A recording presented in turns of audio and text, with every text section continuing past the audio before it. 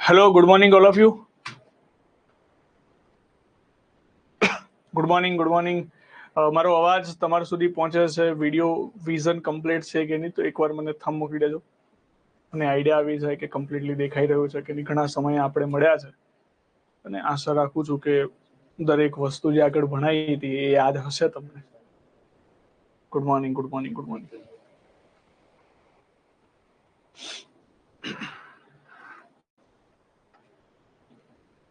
ચલો, good morning, જય માતાજી, જય શ્રી કૃષ્ણ.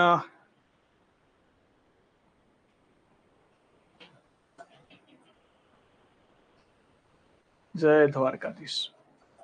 ચલો, તો આપણે લેક્ચરની શરૂઆત કરીએ એના પહેલા તમને બધાને ખબર છે કે આગળના એકવાર નાનકડા ટોપિકનું આપણે રિવિઝન કરીએ છીએ અને આપણે તો હવે ઘણો સમય થઈ ગયો છે તો રિવિઝન બનતા હે. બરાબર? જય શિવરાય, જય શ્રી રામ. ચલો, તો આશા રાખું છું કે આગળનું તમે જે ભણ્યા હતા એ બધું યાદ હશે. લાસ્ટ ટાઈમ આપણે આર્ટિકલ 2 સુધી આપણે કમ્પ્લીટ કર્યું હતું. બરાબર?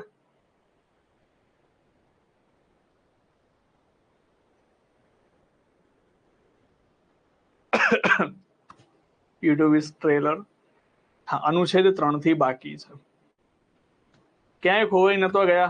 બસ નાનકડી પ્રવાસમાં હતા, અમે પિકનિક ઉપર હતા નાનકડા. ઓકે, કઈ વાંધો નહીં, કઈ વાંધો નહીં.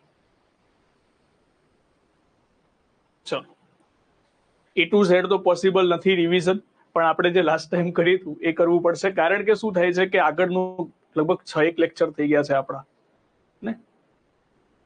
ઓકે, તો હવે વધારે સમય નથી બગાડતા, લેક્ચરની શરૂઆત કરીએ છીએ. લેક્ચરની શરૂઆતમાં આપણે ભાગ 1 ની અંદર 4 આર્ટિકલો વિશે ભણવાનું હતું. એમાં મેં તમને 2 આર્ટિકલ ભણાયા હતા, 3 આર્ટિકલથી બાકી છે. આર્ટિકલ 1 ની અંદર આપણે જોયું હતું કે ભારત અર્થાત ઇન્ડિયા, એટલે કે ભારત એ જ ઇન્ડિયા છે. અને પછી આપણે જોયું હતું કે ભારતને 2 ભાગોમાં વહેંચ્યા હતા. એક હતું રાજ્ય અને બીજું હતું રાજ્ય ક્ષેત્ર. રાજ્યમાં શું આવે તો રાજ્યમાં 28 રાજ્યો અને રાજ્ય ક્ષેત્રમાં શું આવે તો 3 અલગ અલગ વસ્તુ હતી. રાજ્ય પણ હતું, કેન્દ્ર શાસિત પ્રદેશ પણ હતા અને અર્જિત ક્ષેત્ર પણ હતા. એટલું આપણે કમ્પ્લીટ કર્યું. એના પછી મેં કહ્યું હતું કે અમેરિકા વિશે પણ માહિતી આપી હતી. અમેરિકા અવિભાજ્ય રાજ્યનો અવિભાજ્ય સંઘ છે, જ્યારે ભારત ભારત વિભાજ્ય રાજ્યનો અવિભાજ્ય સંઘ છે. એના પછી આપણે ચર્ચા કરી હતી આર્ટિકલ 2 ઉપર. આર્ટિકલ 2 ની અંદર જોયું હતું કે ભારતનો કોઈ પ્રદેશ ના હોય એવા ભાગને જો ભારતમાં ઉમેરવું હોય તો કયા આર્ટિકલ મુજબ ઉમેરી શકાય? તો આર્ટિકલ 2 મુજબ. કોણ ઉમેરી શકે? તો સંસદ સાદી બહુમતીથી ઉમેરી શકે. એની અંદરથી એક એક્ઝામ્પલ પણ આપ્યું હતું, સિક્કિમનું ઉદાહરણ. સિક્કિમમાં 2 સુધારા થયા હતા, એક 35મો અને 36મો. 35મા સુધારામાં સિક્કિમને સહરાજ્ય બનાવવામાં આવ્યું અને 36મા સુધારામાં આપણે સિક્કિમને શું બનાવી દીધું હતું? પૂર્ણ રાજ્ય બનાવી દીધું હતું. બરાબર? અહીંયા સુધી આપણે ક્યાંક જોયું હતું. આ તો બધું મેં જણાવી દીધું. હવે મારી પણ જવાબદારી છે કે તમને થોડા ઘણા પ્રશ્નો પૂછું. બરાબર? તો ચલો, આની અંદર ફટાફટ મને 5 મિનિટના હું સવાલો પૂછું એટલે મને પણ ખબર પડે કે તમે લોકો કેટલા અવેર છો. ઓકે, તો પહેલો ટોપિક આપણે ભણ્યા હતા બંધારણ અને રાજ્ય વ્યવસ્થાનો. બીજો ટોપિક, એમાંથી કોઈ ક્વેશ્ચન બનતો નતો. બીજો ટોપિક આપણે ભણ્યા હતા આમુખનો. તો આમુખમાંથી એક ક્વેશ્ચન પૂછું છું.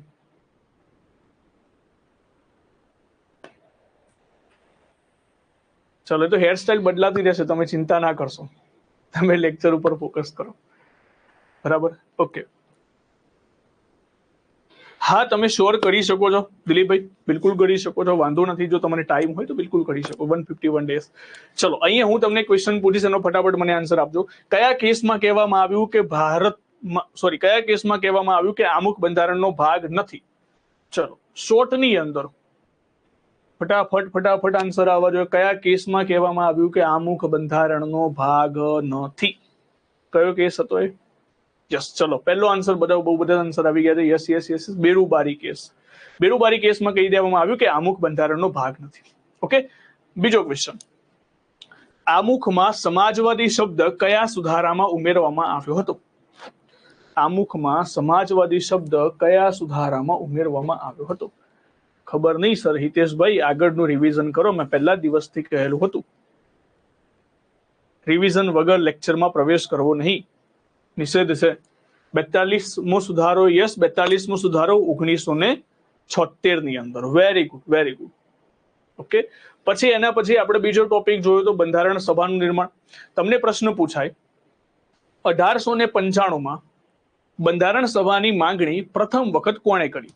1895 બંધારણ સભાની માંગણી પ્રથમ વખત કોણે કરી? આ બધાની કોમેન્ટો આવે છે. અત્યારે કરી લો, પછી હું લેક્ચરમાં ભણાવતો હોય એટલે આપણે શાંતિ રાખીશું. બાળ ગંગાધર તિલક, યસ, વેરી ગુડ. 1895 હોય બાળ ગંગાધર તિલક. 1922 આવે ધ લીજન્ડ આપણે ગાંધીજી. 1934 આવે તો એમ.એન. રોય. બંધારણ સભાની સ્વતંત્રતા પહેલાની સભ્ય સંખ્યા કેટલી હતી? ફરી એકવાર, બંધારણ સભાની સ્વતંત્રતા પહેલાની સભ્ય સંખ્યાઓ કેટલી હતી? કેટલા મેમ્બર્સ હતા બંધારણ સભાની અંદર? યસ, 389. 166 ક્યાંથી લઈને? 166 તો બેઠકો હતી, ક્યાંથી 166 ભેગું કર્યું? ટોટલ કેટલી આવશે? 389. અને જો સ્વતંત્રતા પછી પૂછાય તો કેટલી આવશે? 299 મેમ્બર્સ હતા. એકમાત્ર મુસ્લિમ મહિલા બેગમ એજાજ રસૂલ, આવું બધું કંઈક આપણે ભણ્યા હતા. ઓકે, એના પછી આપણે ચર્ચા કરી હતી અનુસૂચિ અને વિદેશી સ્ત્રોતોથી. બીજો એક ક્વેશ્ચન, સંવર્તી યાદી કયા દેશમાંથી લેવામાં આવેલી છે? સંવર્તી યાદી કયા દેશમાંથી લેવામાં આવેલી છે? સંવર્તી યાદી કયા દેશમાંથી લેવામાં આવેલી છે? Very good. ચલો, પ્રતિકભાઈ પરમાર, પ્રિયંકા વોરા, નીતા કુંટી, યસ, બધાનો રાઈટ આન્સર. અમેરિકા વાળા દૂર, અમેરિકાની ઓસ્ટ્રેલિયા આવશે. નિમેશભાઈ શાહ, રશિયા ક્યાંથી લઈને આવ્યા તમે? ઓસ્ટ્રેલિયા. ઓસ્ટ્રેલિયામાં એક સૂત્ર પણ યાદ રખાયું હતું, આ સંબંધો જેના જેના ખોટા પડે છે એને ફરીથી એકવાર રિવિઝન કરવું પડશે. મેં તમને કહ્યું હતું કે આગળનું જે ચાલી ગયું છે એમાંથી હું ગમે તે પૂછું, તમારો આન્સર ખોટો ના પડવો જોઈએ, કેમ કે હજુ તો શરૂઆત છે. શરૂઆતની અંદર તમે ખોટા આન્સર આપશો તો પછી આગળ તો ઘણો મોટો લાંબો પ્રવાસ કરવાનો છે. બરાબર? તો મેં તમને કીધું હતું કે હું તમારા પૂરેપૂરા માર્ક્સ અપાઈશ, તો મેં ભણાવી દીધું. અને ઘણીવાર હું રિવિઝન પણ કરાવું છું, પણ તમારે એનું મેક્સિમમ રિવિઝન કરવું પડશે, તો જ આપણને બંનેને રિઝલ્ટ મળશે. ઓકે, ચલો બીજો એક ક્વેશ્ચન. કઈ અનુસૂચિમાં જમીન સુધારણા કાયદા વિશે જોગવાઈ છે? કઈ અનુસૂચિમાં જમીન સુધારણા કાયદાઓ વિશે જોગવાઈ કરવામાં આવેલી છે? ચલો, કઈ અનુસૂચિ હતી એ? Yes, very good. ચલો, 9મી અનુસૂચિ. બરાબર, 9મી અનુસૂચિ જે પ્રથમ બંધારણીય સુધારો 1951 ઉમેરવામાં આવી હતી. ચલો, ક્લિયર છે? તો અહીંયા સુધી બધાને ડન છે. આપણે આટલા સુધી આપણે ચર્ચાઓ કરી દીધી. બરાબર છે? ચલો, તો હવે આજના લેક્ચરની આપણે શરૂઆત કરીએ. નોટ્સ બરાબર છે ને ભાઈ બધાને? ઓકે, તો આપણે અહીંયા સુધી આપણે ચર્ચા કરી હતી. હવે આજે આપણે જોવાનું છે આર્ટિકલ 3 સુધી. તો હવે કોમેન્ટો બંધ, હવે ખાલી જસ્ટ અહીંયા ફોકસ કરો. હા, કોર્ટમાં ના પડકારી શકાય, કેસો પણ લખ્યા હતા, બરાબર ને? ચલો, તો યાદ હશે આવું બધું, કઈ વાંધો નહીં. ફરીથી એકવાર તમારે જોઈ લેવાનું એટલે વાંધો નહીં આવે. ઓકે, હવે ધ્યાનથી વાંચો. બંધારણની બુકની અંદર આર્ટિકલ 3 છે. આર્ટિકલ 3 શું લખેલું છે? તો આર્ટિકલ 3 લખેલું છે સંસદ કાયદાથી સર 10 મી એક વર્ષ શ્યોર પછી સમજાઈ દઉં આફ્ટર લેક્ચર. ઓકે, ચલો, બસ હવે થોડી ધીરજ, અહીંયા આવી જાઓ. સંસદ કાયદાથી કોઈ રાજ્યમાંથી પ્રવેશ અલગ પાડીને અથવા તો બે કે બેથી વધુ રાજ્યોના ભાગોને જોડીને અથવા તો કોઈ પ્રદેશને કોઈ પણ રાજ્યના ભાગ સાથે નવું રાજ્ય બનાવી શકે છે. કોઈ રાજ્યનો વિસ્તાર વધારી શકે, કોઈ રાજ્યનો વિસ્તાર ઘટાડી શકે, કોઈ રાજ્યની સીમા બદલી શકે અને નવું નામકરણ પણ કરી શકે છે. આવું બધું બંધારણની બુકમાં લખેલું, પણ આ બધું ટપ્પો નહીં પડે આપણને. આપણે આપણી ભાષામાં સમજવાની કોશિશ કરીએ. જો, તો હું અહીંયા તમને જે લખાવું એ લખી દઉં પહેલા, અથવા તો અહીંયાથી સમજી લો. જેમ કે અહીંયા ચર્ચા છે અનુચ્છેદ 3.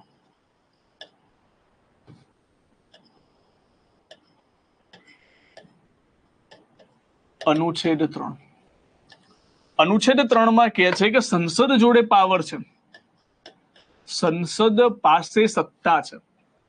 સંસદ પાસે સત્તા. શેની સત્તા છે? તો પહેલી સત્તા રાજ્યના નામકરણ. નામકરણનો મતલબ થાય કોઈ રાજ્યનું નામ છે એ બનાવી શકે છે. અનુચ્છેદ 1 અને 2 કમ્પ્લીટ થઈ ગયું અને આગળ પણ ચર્ચા કરી દીધી. હા, એટલા જ માટે મેં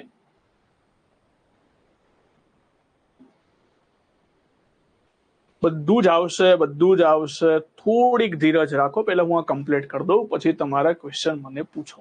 બરાબર, મારું ત્યાં ધ્યાન જાય છે એનું કારણ મને એવું છે કદાચ મારો વોઇસ ના આવતો, એટલા માટે મારે ત્યાં જોતું રહેવું પડે. પણ હમણાં બધી ચર્ચાઓ સાઈડ પર મૂકો, આપણે આર્ટિકલ 3 ઉપર આવીએ છીએ, પછી તમને જે ના આવડે એના ઉપર હું આવું છું. ઓકે, ચલો. ઓકે, તો હવે કોઈ કોમેન્ટ ના કરતા અહીંયા ધ્યાન આપજો. સંસદ પાસે સત્તા છે કોઈ રાજ્યના નામકરણ કરવા, જેમ કે ઘણા રાજ્યોના નામ બદલાયા છે, આગળ પણ એના વિશે હું ચર્ચા કરું છું. બીજો પોઈન્ટ, રાજ્યની સીમામાં પરિવર્તન. સીમા એટલે બોર્ડર, સીમામાં પરિવર્તન. ત્રીજો પોઈન્ટ, રાજ્યના વિસ્તારમાં ઘટાડો કે વધારો. જો તો સંસદ પાસે કેટલા પાવર છે? તો સંસદ પાસે પાવર છે કે રાજ્યોના નામ બદલી શકે છે. માની લો કે ગુજરાત નામ છે, તો ગુજરાતમાંથી મહાગુજરાત કરવું હોય તો સંસદ પાસે પાવર છે. બીજો પોઈન્ટ શું લખેલો છે કે રાજ્યના સીમામાં પરિવર્તન, રાજ્યની બોર્ડર બદલવી હોય, એક રાજ્યમાંથી બીજા રાજ્યનું નિર્માણ કરવું હોય તો પણ થઈ શકે, અને રાજ્યના વિસ્તારમાં વધારો ઘટાડો કરવો હોય તો પણ થઈ શકે. આ ટપ્પો ના પડે તો આપણે એક એક્ઝામ્પલ લઈને સમજીએ. જેમ કે માની લો કે આ ભારત છે. ભારતની અંદરથી 28 રાજ્યો, 8 કેન્દ્ર શાસિત પ્રદેશો છે. હવે હું માનું છું કે અહીંયા આપણે ગુજરાત દોરી દઈએ. બરાબર, આ ગુજરાત મેં દોરી દીધું. હવે જો ગુજરાતની અંદર એવી માંગણી થાય છે, સંસદ એવું વિચારે ભાઈ ગુજરાત બહુ પૈસા વાળું છે, આપણે એક કામ કરીએ, ગુજરાતને 3 અલગ અલગ રાજ્યોમાં ડિવાઈડ કરી નાખીએ. એક એક્ઝામ્પલ માનીને ચાલજો, હાલમાં ભારતમાં 28 રાજ્યો છે, એમાં ગુજરાત પણ એક છે, પણ આપણે 28 રાજ્યો નથી રાખવા, આપણે બીજા 2 રાજ્યો બનાવવા છે. કયા રાજ્યો બનાવવા છે? તો એક કામ કરીએ, આપણે એક નવું રાજ્ય બનાવીએ જેનું નામ છે યુનાઇટેડ સ્ટેટ ઓફ કચ્છ બનાવીએ. બરાબર, અહીંયા બનાવી દઈએ આપણે યુનાઇટેડ સ્ટેટ ઓફ ઉત્તર ગુજરાત, અને અહીંયા બનાવી દઈએ યુનાઇટેડ સ્ટેટ ઓફ સૌરાષ્ટ્ર. આપણે 3 રાજ્યો બનાવીએ. આવો સંસદને વિચાર આવ્યો કે આપણે ગુજરાતને એક નથી રાખવું, આપણે ગુજરાતને અલગ અલગ 3 રાજ્યો બનાવીશું. એટલે જો હવે કેટલા રાજ્યો થઈ ગયા? હવે 28 હતા, હવે 27 થઈ ગયા, 27 ને બીજા 3, એટલે ટોટલ થઈને આપણે 30 રાજ્યોનું નિર્માણ કરવું છે. હવે કેવી રીતે થશે? આવો સંસદે સૌથી પહેલા સંસદે સૌથી પહેલા વિચાર લાવ્યા કે આપણે એક કામ કરીએ, ગુજરાતના 3 અલગ અલગ ભાગલા પડીએ. સૌથી પહેલા જ્યારે પણ આવું બિલ લાવવામાં આવે છે, એટલે ખરડો લાવવામાં આવે, આ ખરડો સૌથી પહેલા કયા ગૃહમાં રજૂ કરવામાં આવે? તો સૌથી પહેલા બંને ગૃહમાં તમે લાવી શકો છો.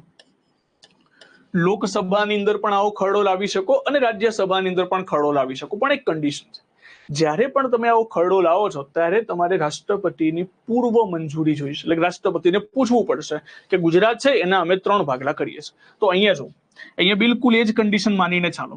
અહીંયા શું થશે? બંને ગૃહમાં ખરડો લાવવાની વાત ચાલે છે. ઉદાહરણ તરીકે માની લો કે હું વ્યવસ્થિત લખાવું છું, તમે હમણાં લખતા નહીં, ખાલી સમજો. લોકસભાની અંદર ખરડો લાવવાની ચર્ચા છે, અને લોકસભાની અંદરથી આ બિલ, લોકસભા પહેલા આ બિલ ક્યાં પહોંચી જશે? દ્રૌપદી મુર્મુ, એટલે કે આપણા રાષ્ટ્રપતિ પાસે. અહીંયા જસ્ટ એક્ઝામ્પલ આપીને હું સમજાવું છું. માની લો કે આ દ્રૌપદી મુર્મુ છે. દ્રૌપદી મુર્મુ બિલ વાંચે છે કે એક કામ કરીએ ભાઈ, ગુજરાતના 3 ભાગલા પાડવા છે. ઓકે, હવે જો ગુજરાતના 3 ભાગલા પડવા છે તો ગુજરાતને તો પૂછવું પડે કે નહીં?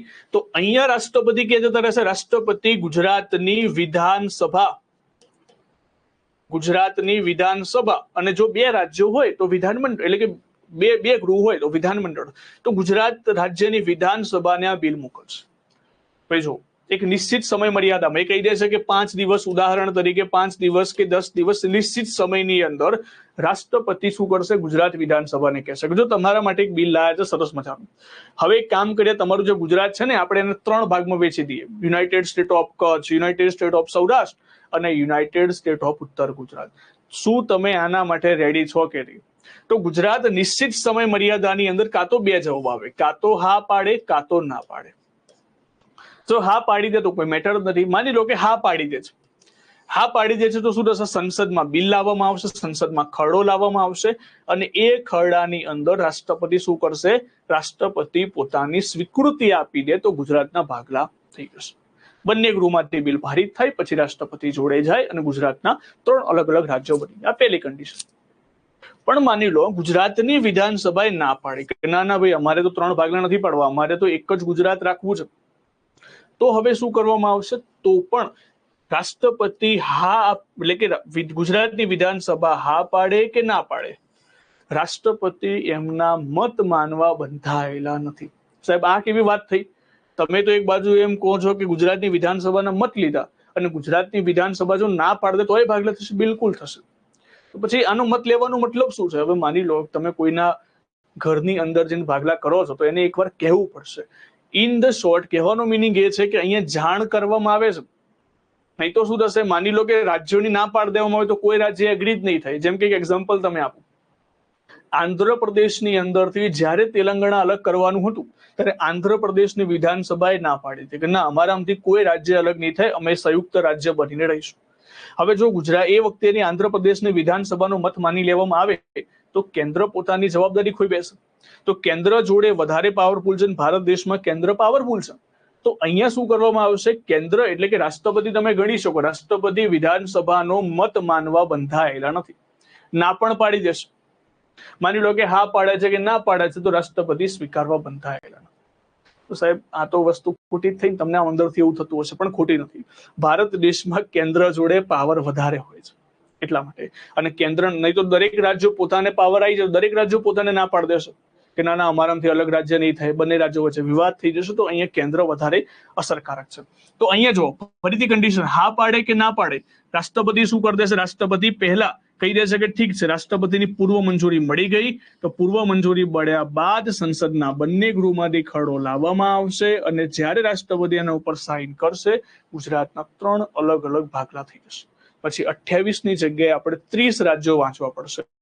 United state of Kutch, United state of Saurashtra અને યુનાઇટેડ સ્ટેટ ઓફ ઉત્તર ગુજરાત. ચલો ખ્યાલ આવ્યો આટલી વસ્તુમાં કે ના ખબર પડી આમાં કઈ? આ આપણે જો હવે સાહેબ તમે તો અહીંયા અલગ અલગ વસ્તુ લખેલી છે, હવે ધ્યાનથી સમજો. મેં આ એક જ એક્ઝામ્પલમાં 3 વસ્તુ કહી દીધી. જેમ કે જો રાજ્યનું નામ બદલાઈ ગયું, હવે ગુજરાત હતું તો ગુજરાતની જગ્યાએ 3 અલગ અલગ રાજ્યોના નામ બદલાઈ ગયા. United state of Kutch, Gujarat અને સૌરાષ્ટ્ર. રાજ્યોની સીમામાં પરિવર્તન આવી ગયું. સીમામાં કેવી રીતે પરિવર્તન આવી ગયું? પહેલા આવડું મોટું ગુજરાત હતું, હવે અલગ અલગ, અહીંયા ગુજરાત, અહીંયા 3 અલગ અલગ થઈ. બીજી વસ્તુ, રાજ્યોના વિસ્તારમાં ઘટાડો. પહેલા ગુજરાત આટલો મોટો વિસ્તાર ધરાવતો હતો, હવે આટલા વિસ્તારમાં ડિવાઈડ કરી દેવામાં આવ્યું. એક જ એક્ઝામ્પલ ની અંદર 3 વખત આવી. ઓકે ચલો એકવાર હું ફરી રિપીટ કરી દઉં છું. જો બહુ શાંતિથી સમજાવું છું, ધ્યાનથી સમજો.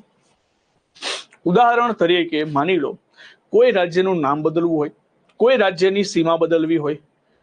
અંકુલ સી ભાઈ બરાબર છે, હા બરાબર છે, બરાબર છે. રાજ્યોની નામ બદલવું હોય, રાજ્યોની સીમા બદલવી હોય તો શું કરવું પડે? તો સૌથી પહેલી કન્ડિશન, સંસદમાં બિલ લાવવું પડે. સંસદમાં બિલ લાવતા પહેલા કોની મંજૂરી જોઈએ? તો રાષ્ટ્રપતિની પૂર્વ મંજૂરી, એટલે કે દ્રૌપદી મુર્મુજીની પૂર્વ મંજૂરી. હવે દ્રૌપદી મુર્મુજી ક્યાં થશે? જે રાજ્યોના આપણે ભાગલા પાડવાના છે, તો જે રાજ્યોનું નામકરણ કરવાનું છે એ રાજ્યોની વિધાનસભા જોડે જશે. એ રાજ્યોની વિધાનસભાને કહેશે નિશ્ચિત સમયની અંદર તમારી હા છે કે ના છે, આ કરવું છે કે નથી કરવું. તો એ નિશ્ચિત સમયમાં કાં તો હા કહેશે કાં તો ના કહેશે. અને હા ના કે તો પણ રાષ્ટ્રપતિ એમનું મત માનવા બંધાયેલા નથી. અને રાષ્ટ્રપતિ કહી દેશે કે હવે સંસદમાં બિલ રજૂ કરો. અને સંસદમાં બિલ રજૂ થયું, લોકસભામાંથી પારિત થયું, પછી રાજ્યસભામાં ગયું.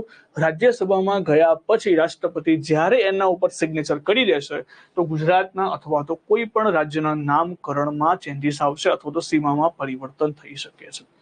બહુ સિમ્પલ વસ્તુ છે. હજુ ખ્યાલ ના આવ્યો હોય તો કોઈ ખરું? કન્ડિશન સ્ટેપ બાય સ્ટેપ હું લખાઈ દઉં છું એટલે તમને યાદ રહી જશે. જો કન્ડિશન કયા કયા પ્રકારની થશે સ્ટેપ બાય સ્ટેપ હું લખીને તમને સમજાવી દઉં છું.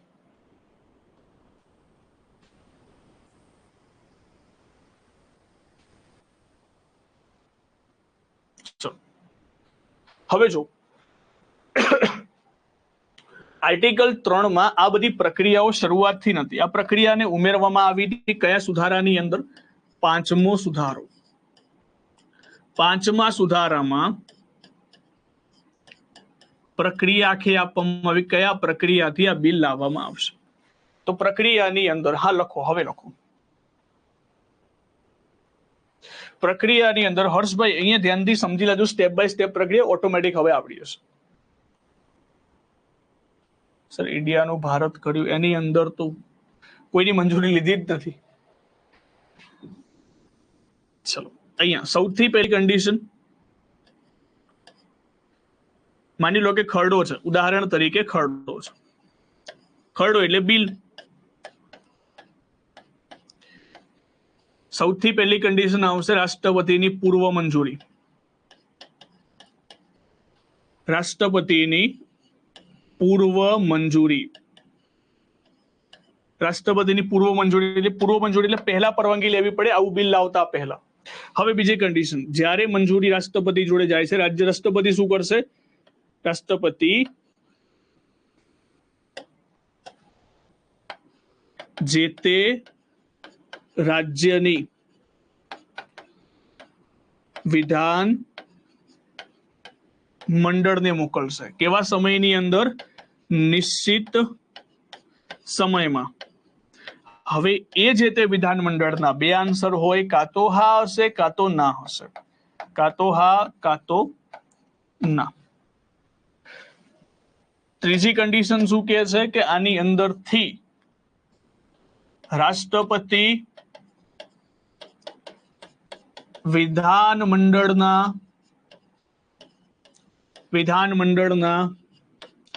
મત માનવા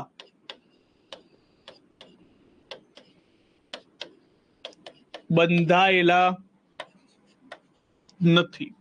એના પછીની શું પ્રોસિજર હશે? એના પછીની પ્રોસિજર હશે કે આ બિલ સંસદના બંને ગૃહમાં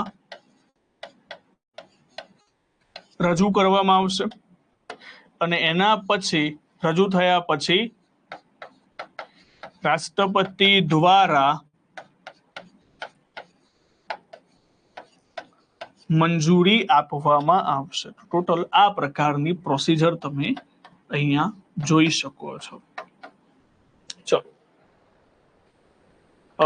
સર લોકસભામાં બિલ રાજ્યમાં બિલ પસાર ના થાય તો પણ ભાગલા પાડે, ખબર ના પડે. લોકસભામાં પસાર થયા પછી અનુચ્છેદ 2-3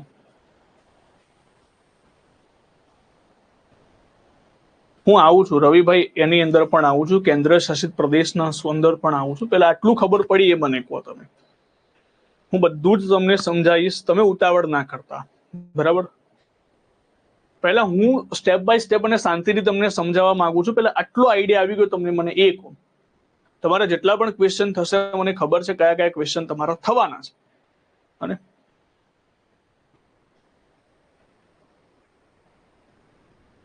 ચલો વિધાનસભામાં તો અહીંયા ફરી એકવાર જો હજુ યાદ ના રહે તો બિલકુલ સિમ્પલ તમારે યાદ રાખવાનું. બિલ આયા, બિલ ક્યાં જતું રહ્યું? મોકલી દો દ્રૌપદી મુર્મુજીને. દ્રૌપદી મુર્મુજી ક્યાં મોકલશે? જે તે રાજ્યની વિધાનસભામાં. વિધાનસભા કાં તો હા પાડે કાં તો ના પાડે. રાષ્ટ્રપતિ મત માનવા બંધાયેલા નથી. પાછા સંસદમાં આવશે, બિલ રજૂ કરશે અને પાછા સિગ્નેચર કરી દેશે. બસ સિમ્પલ વસ્તુ છે, સિમ્પલ વાર્તા છે. વાર્તા ગુળ ફરી એના એ જગ્યા ઉપર પાછું આવવાનું છે. ક્લિયર એટલા સુધી? તો અહીંયાથી આપણને ખબર પડી કે આ પ્રકારની પ્રક્રિયા હોય છે. બીજી એક વસ્તુ તો અહીંયાથી આ પ્રકારની પ્રક્રિયાનું વર્ણન કર્યું હતું 5મા સુધારાની અંદર. પણ મુદ્દો ક્યાં આવીને અટક્યો? મુદ્દો આવીને અટક્યો કે અહીંયા ઉલ્લેખ કરેલો છે રાજ્યનો, કે શું રાજ્યમાં ચેન્જીસ કરી શકાય, બીજામાં ચેન્જ કરવો હોય તો ના કરી શકાય. તો એના માટે પણ આગળ જતા એક સુધારો થયો, જે છે 18મો બંધારણીય સુધારો. અને આ 18મો બંધારણીય સુધારામાં કહી દેવામાં આવ્યું કે રાજ્ય છે ને, આ રાજ્યની અંદર કેન્દ્ર શાસિત પ્રદેશ પણ તમારે ગણી લેવાનું. રાજ્યની અંદર કેન્દ્ર શાસિત પ્રદેશ પણ તમારે ગણી લેવાનું. જો અહીંયા સુધારો યાદ રાખવાની જરૂર નથી, 1955 ની આસપાસ છે, બરાબર? દરેકમાં સુધારા નથી યાદ રાખવાનું. હું અહીંયા જેટલું લખાવું છું એ જ તમારે ધ્યાનમાં રાખવાનું છે. બિલ સંસદમાં બંને ગૃહમાં પસાર કરવાનું કે એકમાં? બંને ગૃહમાં ભઈલા, બંને ગૃહમાં, સોરી બેન છે ને, ઓકે બેન છે, બંને ગૃહમાં, સંસદના બંને ગૃહમાં, લોકસભા પછી રાજ્યસભા. ચલો, તો અહીંયા ધ્યાન આપજો હવે. તો અહીંયા આગળ જતા એક સુધારો થયો, કયો સુધારો? 18મો બંધારણીય સુધારો. 18મો બંધારણીય સુધારો. 18મો બંધારણીય સુધારામાં શું કહેવામાં? આની અંદર પણ સાલ યાદ ના રાખતા. 18મો બંધારણીય સુધારામાં શું કહેવામાં આવ્યું કે રાજ્યમાં કેન્દ્ર શાસિત નો સમાવેશ, કેન્દ્ર શાસિતનો સમાવેશ. એનો મતલબ છે કે રાજ્યના નામકરણની જગ્યાએ જો કેન્દ્ર શાસિત પ્રદેશનું નામકરણ કરવાનું હોય તો પણ આ જ પ્રોસીજર. તો સાહેબ કન્ડિશન એ થાય કે ઘણા બધા કેન્દ્ર શાસિત પ્રદેશો એવા છે કે જ્યાં વિધાનમંડળ છે જ નહીં, તો ત્યાં પછી કોઈનો મત મોકલવામાં નહીં આવે. અને ઇવન જે કેન્દ્ર શાસિત પ્રદેશોમાં વિધાનમંડળ છે ત્યાં પણ મત મોકલવો જરૂરી નથી. રાજ્યોમાં ફરજિયાત છે, કેન્દ્ર શાસિત પ્રદેશોમાં ફરજિયાત નથી. રાષ્ટ્રપતિ ઈચ્છે તો મોકલી શકે છે. એટલે અહીંયા સમજો, અહીંયા કેન્દ્ર શાસિત પ્રદેશો માટે, કેન્દ્ર શાસિત પ્રદેશ માટે હવે ઘણી વખત કેન્દ્ર શાસિત પ્રદેશ ના આપેલું હોય પણ આવું આપે, સંઘ રાજ્ય ક્ષેત્ર. જો સંઘ રાજ્ય ક્ષેત્ર એટલે કેન્દ્ર શાસિત પ્રદેશ જ થાય. કેન્દ્ર શાસિત પ્રદેશમાં જે તે રાજ્યનો મત અનિવાર્ય નથી, મત અનિવાર્ય નથી. એટલે કે અહીંયા કેન્દ્ર શાસિત પ્રદેશને પૂછવું જરૂરી નથી, ફરજિયાત નથી. રાષ્ટ્રપતિ એ છે તો પૂછી શકે છે પણ ના પણ પાડી શકે. પણ અહીંયા જે રાજ્યનું તમારે નામ બદલવાનું હોય એનો મત લેવો જરૂરી છે. સર ખરડો કાયદો ક્યારે બને? તો આ જો બિલ છે, બરાબર, શરૂઆતમાં બિલ હતું, જ્યારે રાષ્ટ્રપતિ એના ઉપર હસ્તાક્ષર કરી દેશે તો આ શું બની જશે? અહીંયા બની જશે એક્ટ અથવા તો કાયદો. તો અહીંયા છેલ્લી જે પ્રોસિજર હશે ને એને આપણે કહીશું કાયદો, એને આપણે કહીએ છીએ કાયદો. હા, હું આર્ટિકલ યાદ રાખવાની ટ્રીક આપી દઈશ, ચિંતા ના કરશો, બરાબર. તો આ હતો તમારો સિમ્પલ એવો આર્ટિકલ 3. હવે આર્ટિકલ 3 વિશે હું 1-2 પોઈન્ટ પણ તમને કહીશ. હવે જો આર્ટિકલ 3 નો મુદ્દો હોય ત્યારે આપણે એક નોંધ કરીને અહીંયા લખી દેજો, નોંધ કરીને સાઈડ પર કોર્નરમાં નોંધ. અનુચ્છેદ 3 માં સંયુક્ત બેઠક બોલાવી શકાય નહીં અને સાદી બહુમતીથી મંજૂરી. તો આ નોટ કરીને યાદ રાખી લેજો. જ્યારે પણ આર્ટિકલ 3 નો મુદ્દો થાય, એક લોકસભા, માની લો કે લોકસભા એવું કહે છે કે આપણે ગુજરાતના 3 ભાગલા નથી પાડવા, રાજ્યસભા એવું કહે છે કે આપણે ગુજરાતના 3 ભાગલા પાડવા છે. જ્યારે પણ આવો કોઈ મુદ્દો થઈ જાય, એક મુદ્દાને લઈને વિવાદ થઈ જાય, તો સામાન્ય રીતે રાષ્ટ્રપતિ શું બોલાવતા હોય છે? રાષ્ટ્રપતિ સંયુક્ત બેઠક બોલાવતા હોય છે. પરંતુ જ્યારે આર્ટિકલ 3 નો મુદ્દો થાય તો એની અંદર રાષ્ટ્રપતિ સંયુક્ત બેઠક ના બોલાવી શકે. તો એની અંદર રાષ્ટ્રપતિ સંયુક્ત બેઠક ના બોલાવી શકે. લખ્યું નથી તમે લોકોએ? ફટાફટ લખી દો. તો પછી મેં તમને અહીંયાથી લખવાનું કીધું જ્યારે 5મો સુધારો લખાયો ત્યારથી. દેખાય છે ને બધાને? થોડું દેખાતું હશે.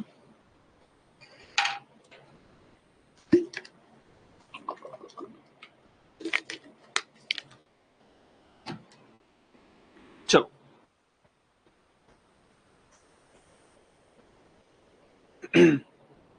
ડન થઈ ગયું? બધાને ક્લિયર થઈ ગયું?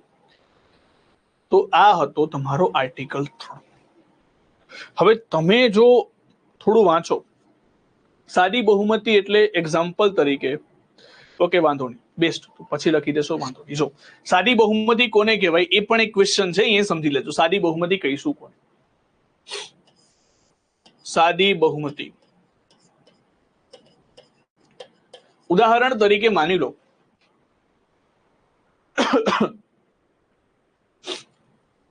એના ઉદાહરણ તમને આપી દઉં છું. ઓકે, જો સાદી બહુમતી એટલે એક્ઝામ્પલ તરીકે માની લો કે ક્લાસની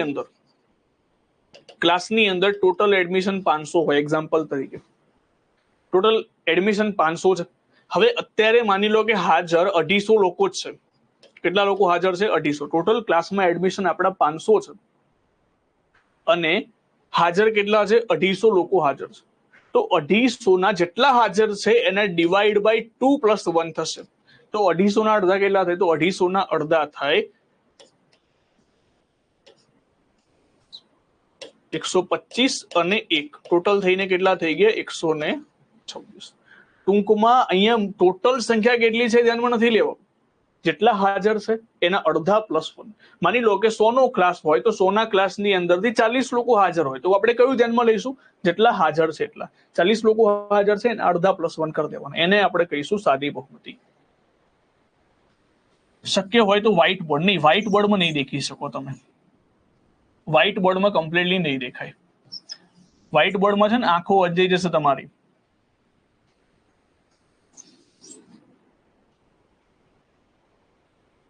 કેન્દ્ર રાજ્યમાં એક જ પક્ષની સરકાર હોય તો એ મંજૂરી લેવી પડશે.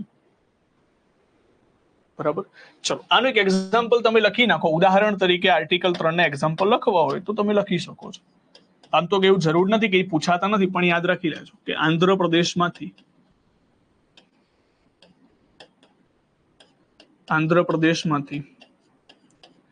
તેલંગાણા અલગ થયું 2014માં. કયા આર્ટિકલ મુજબ? તો આર્ટિકલ 3 મુજબ. તેના પછી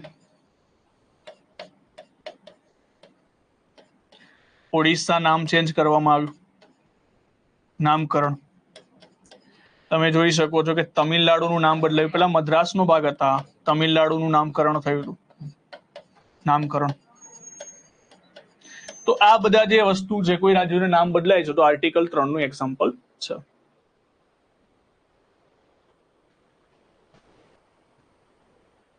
ઓકે, બરાબર. તો આ બધા એક્ઝામ્પલ છે. હવે જો પાછું એવું ક્વેશ્ચન કોઈને ના થાય, સાહેબ આપણે અમદાવાદનું કર્ણાવતી કરવું હોય તો શું આર્ટિકલ 3 નો ઉપયોગ કરવો પડે? તો ના ભાઈ, આ રાજ્યોની વાત છે, અહીંયા કોઈ શહેરની વાત નથી કરવાની. અને એટલે ઘણી વાર આવા ક્વેશ્ચન બનતા હોય છે કે સાહેબ અમદાવાદનું આપણે કર્ણાવતી કરવું હોય તો કેમનું થશે? તો એવું નથી કરવું. આપણે એ કરવું હોય તો એની અંદર મુખ્યમંત્રી જ કરી શકે. એમાં કોઈ બિલ લાવવાની જરૂર નથી. આપણે સાલ નથી કરવાની. પંકજભાઈ, મેં જેટલું કીધું છે મારું પર ભરોસો રાખો. હજુ સુધી કોઈ એક્ઝામમાં નથી પૂછાયું તો પણ હું એક્સ્ટ્રા ઇન્ફોર્મેશન આપું છું. તો કેટલી સાલો યાદ રાખશો? બરાબર. ચલો, તો અહીંયા આર્ટિકલ 3 આપણે અહીંયાથી કમ્પ્લીટ કરીએ છીએ. ખ્યાલ આવી ગયો હશે બધાને? બરાબર. આર્ટિકલ 3 પછી આપણે જેવો નેક્સ્ટ આર્ટિકલ ભણીએ છીએ એવો આવે છે આર્ટિકલ 4. ઓકે, તો હવે જતા રહીએ છે આર્ટિકલ 4 ઉપર. આર્ટિકલ 4 શું કહે છે? આર્ટિકલ 4 માં લખેલું છે કે આર્ટિકલ 2 અને આર્ટિકલ 3 માં જો તમે પરિવર્તન કરો છો તો અનુસૂચિ 1 અને અનુસૂચિ 4 માં પણ પરિવર્તન થશે. અને આજે પરિવર્તન કરવામાં આવશે બિલકુલ બંધારણીય સુધારો નથી, એટલે કે આર્ટિકલ 368 હેઠળનો બંધારણીય સુધારો નથી. હવે આ બધી કથા આપણે કરી. હવે લખીએ એને કે શું કહેવા માંગે છે આર્ટિકલ 4 અથવા તો અનુચ્છેદ 4. તો આવી જ રીતે તમારે લખવાનું છે. અનુચ્છેદ 4 માં કહે છે કે અનુચ્છેદ 2 અને અનુચ્છેદ 3, અનુચ્છેદ 2 અને અનુચ્છેદ 3 માં પરિવર્તન થાય અથવા તો ચેન્જ આવે તો કઈ કઈ અનુસૂચિમાં બદલાવ થશે? તો અનુસૂચિ 1 માં. એનું એક્ઝામ્પલ પણ હું તમને આપીશ. અનુસૂચિ 1, અનુસૂચિ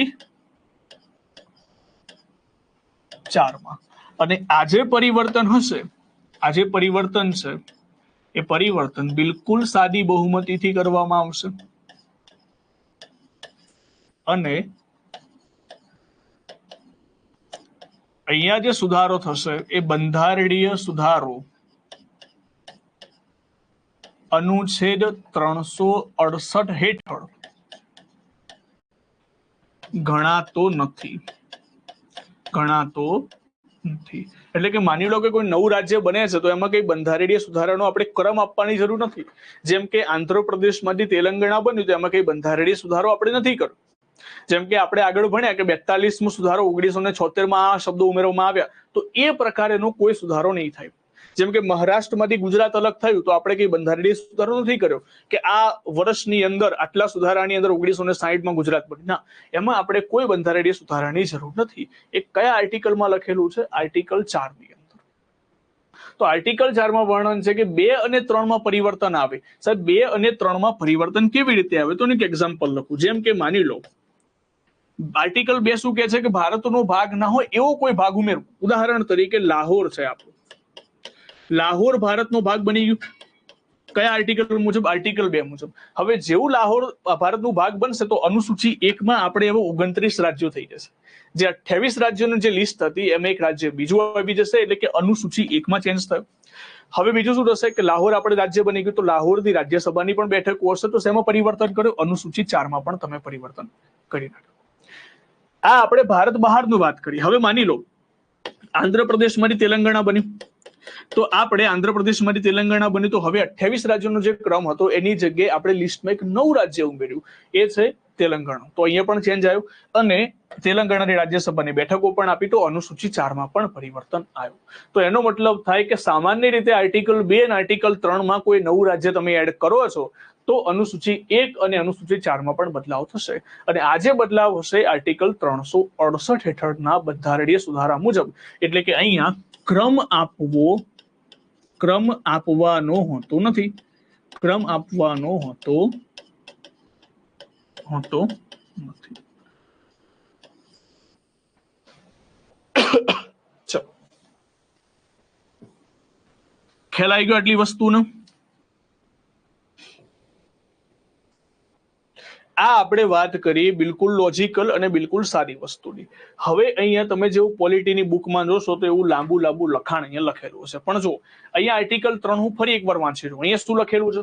કોઈ રાજ્યમાં પ્રદેશમાં અલગ પાડીને અથવા તો 2 કે વધુ રાજ્યોના ભાગોને જોડીને કોઈ નવો પ્રદેશ કોઈ ભાગને જોડીને નવું રાજ્ય રચી શકે. જેમાં વિસ્તારમાં બદલાવ થઈ શકે, ઘટાડી શકે, સીમાઓ બદલી શકે, નામ પણ બદલી શકે. તો આ હતો આર્ટિકલ 3.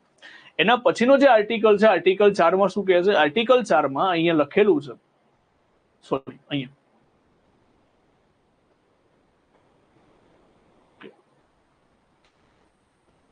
આર્ટિકલ 3 સુધી જ છે. અહીંયા હા આર્ટિકલ 3 સુધી જ છે. આર્ટિકલ 4 નથી પીડીએફ ની અંદર. કઈ વાંધો નહીં. તો આર્ટિકલ 4 ની અંદર મેં તમને જે કહ્યું એ જ પ્રમાણે અહીંયા વસ્તુ લખેલી હશે કે આર્ટિકલ 4માં લખેલું છે કે અનુસૂચિ 1 અને અનુસૂચિ 4માં પરિવર્તન આવશે, જ્યારે આર્ટિકલ 2 અને આર્ટિકલ 3માં પરિવર્તન કરશો. અને આ સુધારો 368 હેઠળનો સુધારો ગણવામાં આવતો નથી. ચલો, ક્લિયર છે? હવે બિલકુલ શોર્ટમાં તમને સમજાય દઉં કે છેલ્લે સાહેબ આપણે 4 આર્ટિકલ ભણ્યા એનો સાર શું હતો. હું બધું કહી દઈશ અનિરુદ્ધભાઈ, બિલકુલ કહી દઈશ. તમે અત્યારે ખાલી આ ટોપિક ઉપર ફોકસ કરો. હું જાણું છું કે તમને અત્યારે બહુ બધું કન્ફ્યુઝન હશે, પણ હમણાં આ બધી વસ્તુ યાદ રાખવી જરૂરી છે. 4 આર્ટિકલ યાદ કેવી રીતે રાખવા? તો એ સિમ્પલ ટ્રીક સમજી લેજો. આ છે આપણું એક ભારત, આ છે આપણું એક ભારત. તો આર્ટિકલ 1 શું છે? આર્ટિકલ 1 છે એક ભારત, એટલે કે ભારત અર્થાત ઇન્ડિયા. બરાબર. હવે તમે જુઓ કોઈ પ્રદેશને ભારતની અંદર તમે ઉમેરો છો, ભારતની બહારથી કોઈ પ્રદેશ નાખો છો એટલે આર્ટિકલ 2. આર્ટિકલ 2 ઉપરથી બહારથી કોઈ પ્રદેશ ભારતમાં ઉમેરો છો તો આર્ટિકલ 2 થઈ ગયું. અંદરથી અંદર રમવાનું છે તો આર્ટિકલ 3.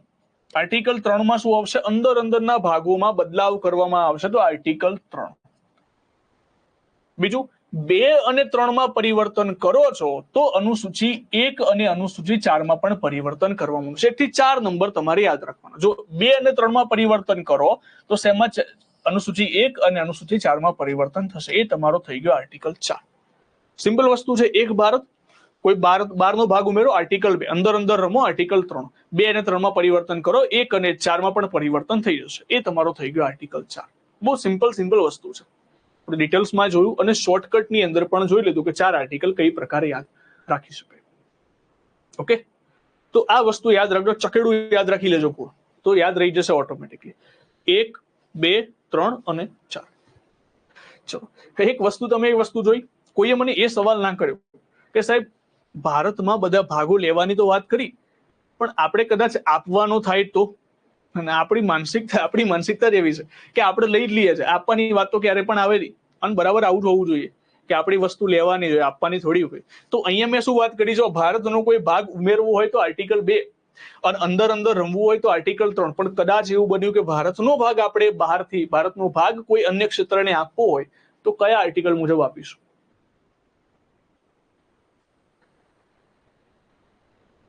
અનુસૂચિ 4 માં રાજ્યસભાની બેઠકો આવે છે.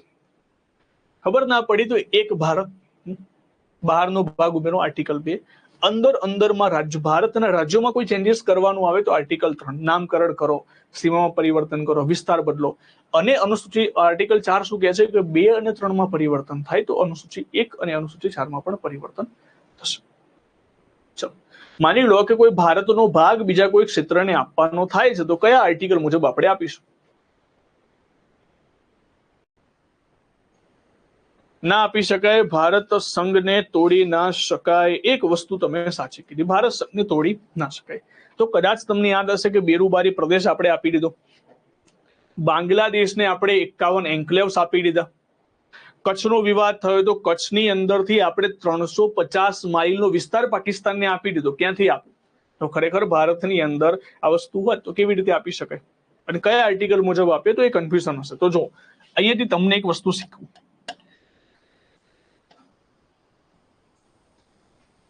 તો આના માટેના તમારે 2-3 કેસ જોવા પડશે.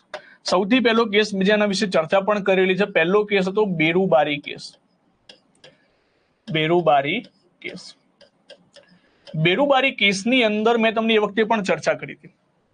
બેરુબારી કેસમાં શું કીધું હતું, બેરુબારી કેસ જ્યારે થયો હતો એ વખતનો જ્યારે મુદ્દો હતો ત્યારે જવાહરલાલ નહેરુ અને વડાપ્રધાન, પાકિસ્તાનના વડાપ્રધાન હતા નૂન, આ બંને વચ્ચે કરાર થઈ ગયો જેનું નામ છે નહેરુ નૂન કરાર 1958. અને નહેરુએ એવું કહી દીધું કે ઠીક છે, આપણે ભારતનો ભાગ પાકિસ્તાનને આપી દઈશું. તો અહીંયા વિવાદ પહોંચી ગયો સુપ્રીમ કોર્ટમાં. રાષ્ટ્રપતિએ સુપ્રીમ કોર્ટની સલાહ લીધી. રાષ્ટ્રપતિ એવું કહ્યું કે જ્યારે પણ આપણે ભારતનો ભાગ ઉમેરવો હોય તો આપણે આર્ટિકલમાં ચેન્જ કરીએ છીએ, અથવા તો અનુચ્છેદ 2 મુજબ, અનુચ્છેદ 3 મુજબ આપણે બદલાવ કરીએ છીએ, પણ જ્યારે ભારતનો ભાગ આપવાનો હોય એના વિશે તો કોઈ ઉલ્લેખ જ નથી કરેલો.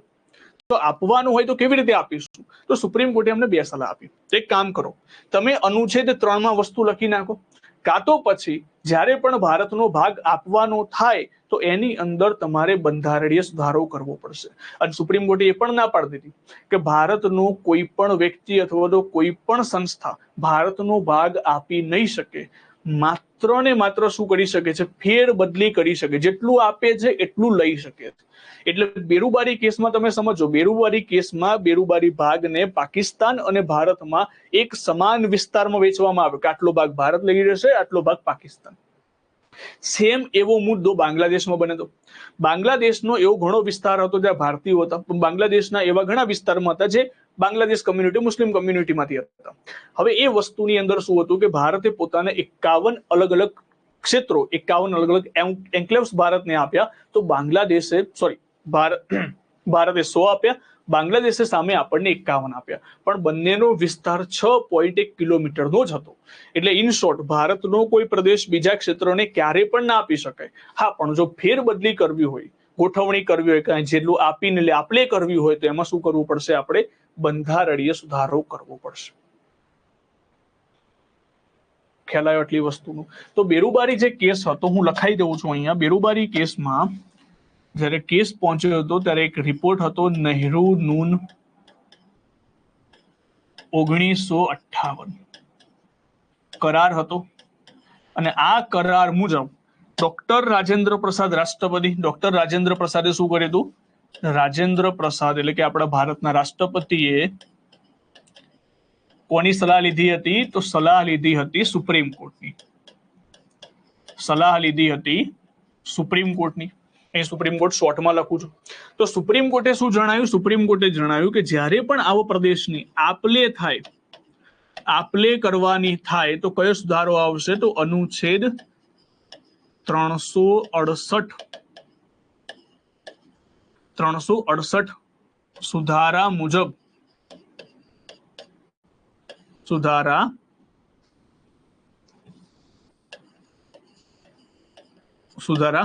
જ ચેન્જ કરવામાં આવશે.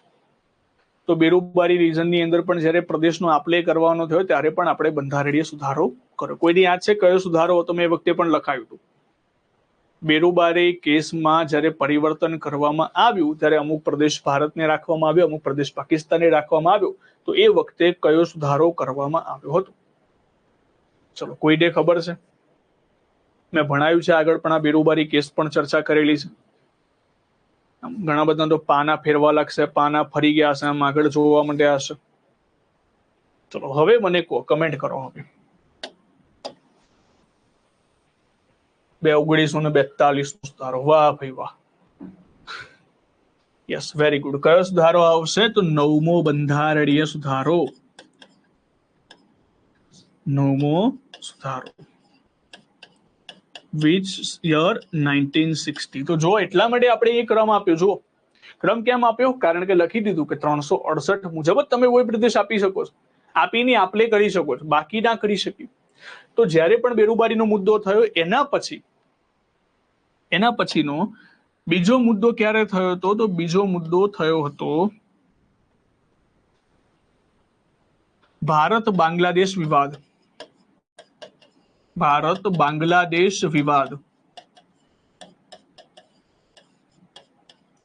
ભારત બાંગ્લાદેશ વિવાદમાં એવું થયું હતું કે ભારતની અંદરથી ઘણા પ્રદેશો, ભારતમાંથી 100 એન્ક્લેવ્સ, એન્ક્લેવ્સ નો મતલબ થાય વિસ્તાર, એન્ક્લેવ્સ કોને આપ્યા હતા? આપણે બાંગ્લાદેશને. અને બાંગ્લાદેશ જોડેથી કેટલા સ્વીકાર્યા હતા? 51. અહીંયા એન્ક્લેવ્સ નથી લખવું, અહીંયા વિસ્તાર લખી દો, ના ખબર પડે ને તો, કે 100 જેટલા વિસ્તાર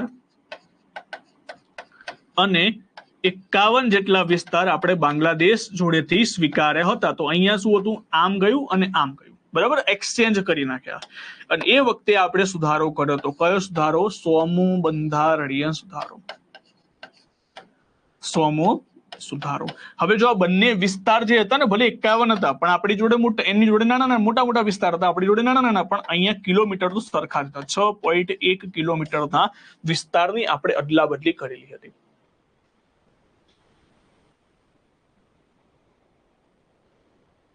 હા, બિલકુલ, એકવાર પૂછાઈ જાય તો આપણે યાદ રાખજો. આગળના લેક્ચર જોયા વગર ટપ્પો નહીં પડે કે આગળના લેક્ચર ખાસ જોવા પડશે. હા, બિલકુલ આવ્યું એવું જ.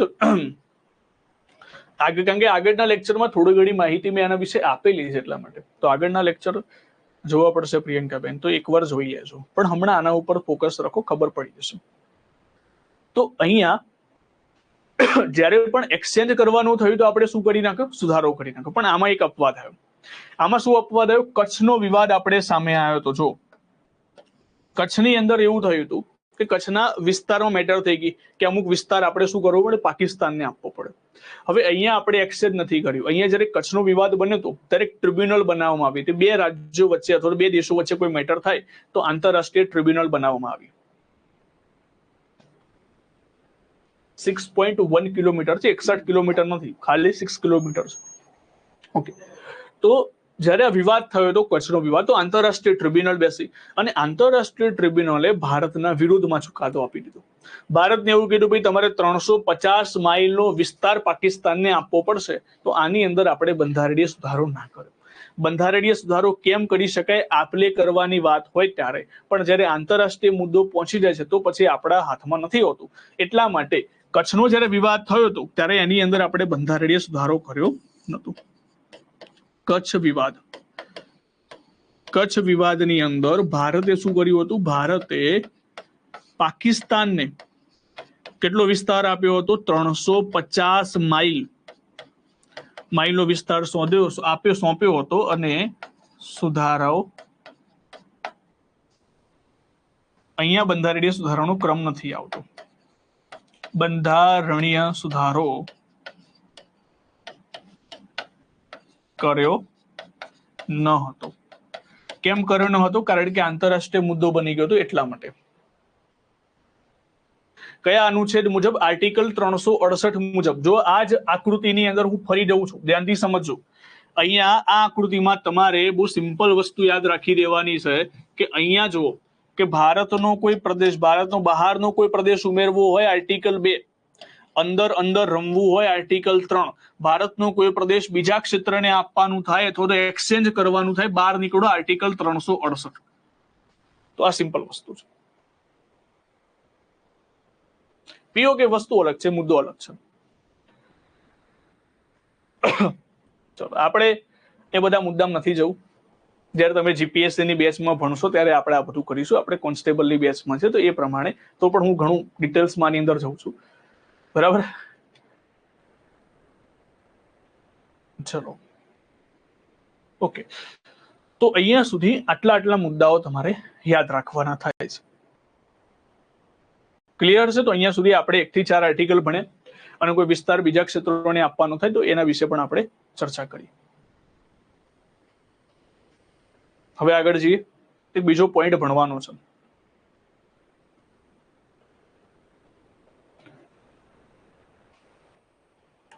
સો કોન્સ્ટેબલ બેઝ કરવા નહીં તો બધું ઉપરથી જાય છે.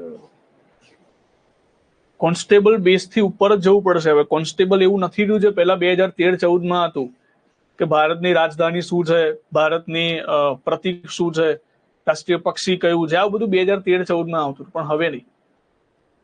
લખી જ નાખવાનું. જ્યારે હું તમને ના પાડું ને કે નહીં લખો ત્યારે નહીં લખવાનું, બાકી લખી જ નાખવાનું. બરાબર, તો હવે એ લેવલ આપણે અચીવ કરવું પડશે ધીમે ધીમે. તો પછી અહીંયાથી આગળ વધીએ. તો અહીંયાથી 1 થી 4 આર્ટિકલ આપણે કમ્પ્લીટ કર્યા.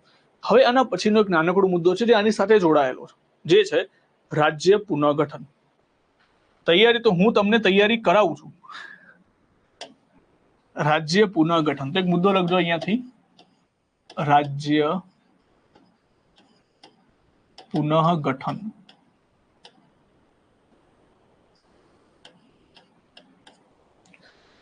હવે જો સર લાસ્ટમાં કયો સુધારો છે? અહીંયા કોઈ સુધારો કર્યો જ નથી. અહીંયા આપણે કર્યો છે 9મો અને 100મો. છેલ્લો હમણાં સુધી જે સુધારા થયેલા છે 106 સુધી પહોંચ્યા છે, જેમાં મહિલાઓને આપણે 33% અનામત આપ્યું ને એ છેલ્લું 106. હવે જો રાજ્ય પુનઃગઠન હું વાત કરું છું ભારતની 1950 ની સ્થિતિમાં. 1950 ભારત કેવું હતું તો હું દોરી નથી બતાવતો, પણ ભારત એ વખતે ટોટલ 29 ભાગોમાં વેચાયેલું હતું, જેનું નામ હતું A, B, C અને D. આ રીતે 4 અલગ અલગ કટકાની અંદર વેચાયેલું હતું. ABCD અથવા તો તમે ક, ખ, ગ, ઘ પણ ગણી શકો, પણ આપણે ABCD લખીએ છીએ. એ વિસ્તારમાં કેવા રાજ્યો હતા? તો એ વિસ્તારમાં બ્રિટિશ પ્રાંત, એટલે કે બ્રિટિશના અંડરમાં જે મોટા મોટા પ્રાંતો હતા એ બધા એ વિસ્તારમાં હતા. ટોટલ એવા વિસ્તાર હતા 9. ટોટલ કેવા વિસ્તાર હતા? 9 વિસ્તાર. બધા વિસ્તારનું નામ નથી લખતા, પણ અહીં એક્ઝામ્પલ તરીકે બંગાળ છે, બિહાર છે, બોમ્બે છે. તો આ બધા જે ટોટલ થઈને 9 પ્રાંતો હતા એ બધા અહીંયા બ્રિટિશ પ્રાંતમાં હતા. બી વિસ્તારમાં જે હતા, બી વર્ગના જે રાજ્યો આપણે કહી શકીએ, તો બી વર્ગના રાજ્યોમાં હતા દેશી રજવાડા. શું હતા? દેશી રજવાડા. એ બી વર્ગમાં હતા. તો બી વર્ગનું એક રાજ્ય તમે યાદ રાખી શકો, સૌરાષ્ટ્ર. આમાં પણ કેટલા હતા? આમાં પણ 9 અલગ અલગ દેશી રજવાડા હતા બી વર્ગમાં. સૌરાષ્ટ્ર મોટાની વાત કરું, સૌરાષ્ટ્ર છે, હૈદરાબાદ છે. હવે જો સૌરાષ્ટ્રની અંદર જ પછી જામનગર, ભાવનગર એ બધું આની અંદર આવી જશે. એટલે આખું જયારે સૌરાષ્ટ્ર લખી દેવામાં આવે, સૌરાષ્ટ્ર રીજન આખું બી વર્ગમાં આવી ગયું. તો એકવાર કદાચ પ્રશ્ન પૂછાઈ ગયો છે કે સૌરાષ્ટ્ર કયા વર્ગનું રાજ્ય હતું, તો બી વર્ગનું આવશે. સી વર્ગમાં આવશે કેન્દ્ર શાસિત પ્રદેશો. સી વર્ગમાં શું આવશે? કેન્દ્ર શાસિત પ્રદેશ. તો એવા આપણે સી વર્ગના ટોટલ 10 રાજ્યો હતા. 10 પ્રદેશો તમે ગણી શકો. ટોટલ કેટલા હતા? 10 પ્રદેશો. જેની એક એક્ઝામ્પલ તમે યાદ રાખી શકો, કચ્છ, દિલ્હી, કુર્ગ, આવા વિસ્તારો હતા. અને ડી વર્ગની અંદર એક જ રાજ્ય હતું, એક જ પ્રદેશ હતો, જેનું નામ જ હતું અંદમાન નિકોબાર. અંદમાન નિકોબાર. આને અલગ જ રાખવામાં આવતું. અંદમાન નિકોબાર, ટોટલ થઈને 1. એટલે આમ તમે ગણો કે 9 9 18, 18 ને 10 28 ને 1 29, કુલ થઈને 29 વિસ્તારો હતા ટોટલ ભારતની અંદર. આ 1950 ની સ્થિતિની હું વાત કરું છું કે 1950 ની સ્થિતિમાં ભારત આ રીતે વેચાયેલું હતું. હવે શું થયું મુદ્દો, હવે 1950 પહેલાથી એક માંગણી ભારતમાં બનતી આવી હતી કે અમારા અલગ ભાષા બોલનારા લોકો માટે અલગ અલગ પ્રાંત જોઈએ છે. તો એટલા માટે દરેક લોકોની માંગણીઓને ધ્યાનમાં રાખીને, કારણ કે જ્યાં સુધી અંગ્રેજો હતા ત્યાં સુધી તો માંગણીઓ આપણી સચવાતી નથી. જેવા અંગ્રેજો ગયા, દરેક લોકોની આપણે જેટલી પણ માંગણીઓ હતી પૂરી કરવાની કોશિશ કરી. અને લોકોની માંગણી એ હતી કે અમે જે ભાષા બોલીએ છીએ તો અમારા વિસ્તારમાં એ જ ભાષા બોલનારા લોકો હોવા જોઈએ. તો આવી માંગણી ઉત્પન્ન થઈ. તો આવી માંગણી ખાસ કરીને સાઉથની અંદર એટલે કે દક્ષિણ ભારતમાં વધારે જોવા મળી. અને એટલા માટે લોકોની માંગણીઓને ધ્યાનમાં રાખીને 1948માં સૌથી પહેલું આયોગ બનાવવામાં આવ્યું જેનું નામ છે ધર આયોગ, જે SK ધરની અધ્યક્ષતા હેઠળ બનાવવામાં આવ્યું. તેમાં બીજા 2 સભ્યો હતા, JN લાલ અને પન્નાલાલ. અને એ પોતાનો રિપોર્ટ આપે છે 1949માં કે ખરેખર ભાષા આધારિત રાજ્ય બનવું જોઈએ કે ના બનવું જોઈએ, એના વિશે આપણે લખીએ. ચલો, આટલું લખાઈ ગયું હશે.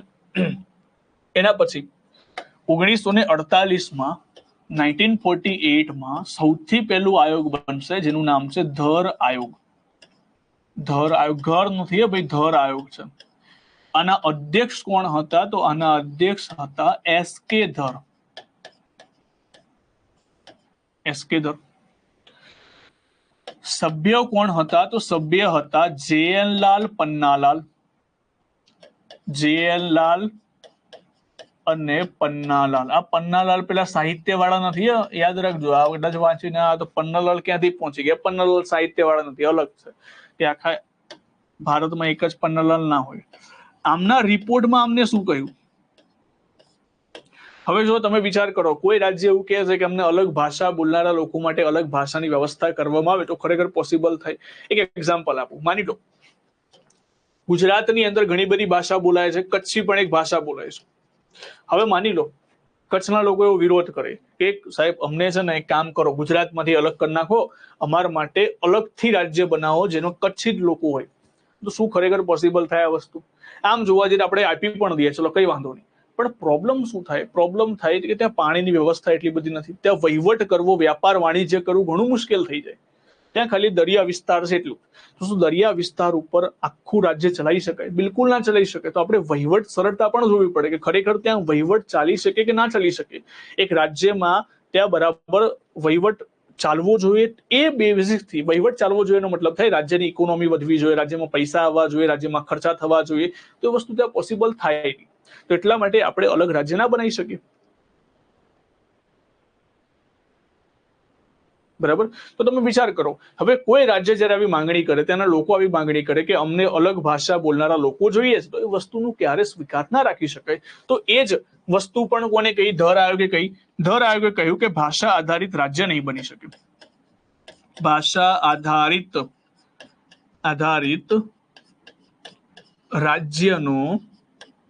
રાજ્યનો અસ્વીકાર કર્યો. અસ્વીકાર કર્યો કે ભાષા આધારિત અમે રાજ્ય નહીં બનાવી શકીએ. તો આનો રિપોર્ટ આવી ગયો 1948માં. 1948માં રિપોર્ટ આવી ગયો, દરેક લોકો દુઃખી થઈ ગયા. એમને આશા શું હતી? એમને આશા હતી કે અમારા બોલનારા લોકો માટે અલગથી રાજ્ય બનશે, ભાષા બોલનારા લોકો માટે, પણ એ ના થયું. તો લોકોએ ફરી માંગણી કરી કે ફરી રિપોર્ટ બનાવો. તો 1949માં એક બીજું આયોગ આવે છે. 1949માં બીજું આયોગ આવે છે જેનું નામ છે JVP આયોગ. કયું આયોગ? JVP આયોગ. આમાં જયપુર ખાતે અધિવેશન કરવામાં આવે છે. જયપુરની અંદર અધિવેશન બોલાવવામાં આવે છે. આના કયા કયા સભ્યો? JVP આયોગ ઉપરથી જ એના સભ્યોના નામ કયા કયા છે? તો જો જે ઉપરથી જવાહરલાલ નહેરુ, જવાહરલાલ શોર્ટમાં લખું છું. V ઉપરથી સરદાર પટેલ, સરદાર પટેલ. P ઉપરથી પટ્ટાભી સિતાર મિયા, પટ્ટાભી સિતાર મિયા.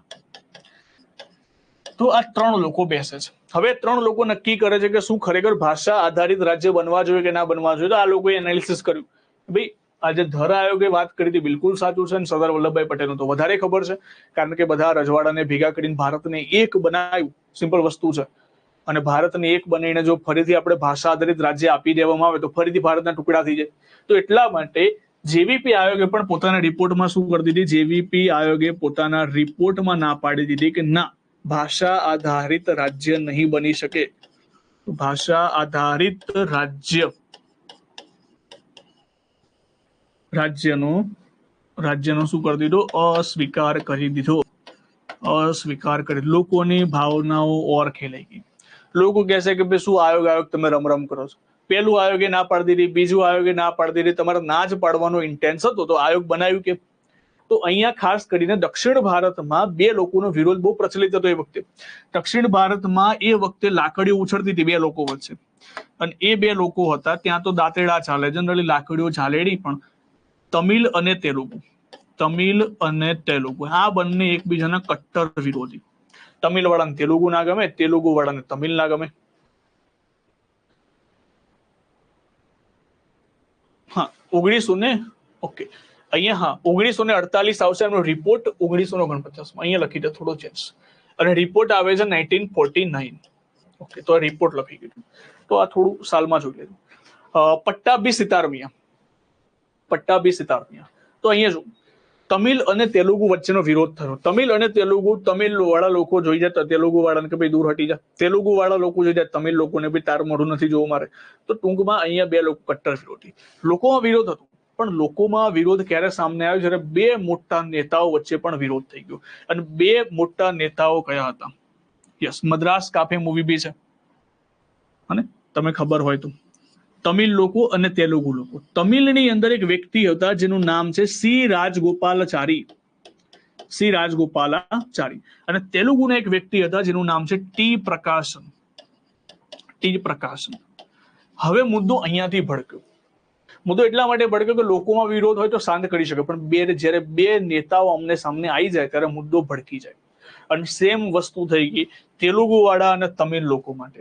અને તો પણ સરકાર એ વખતે ત્યાંની ભારત આપણી એ જ વિચારતી હતી કે ભાઈ વિરોધ છે, થોડો સમયમાં ઠંડો થઈ જશે.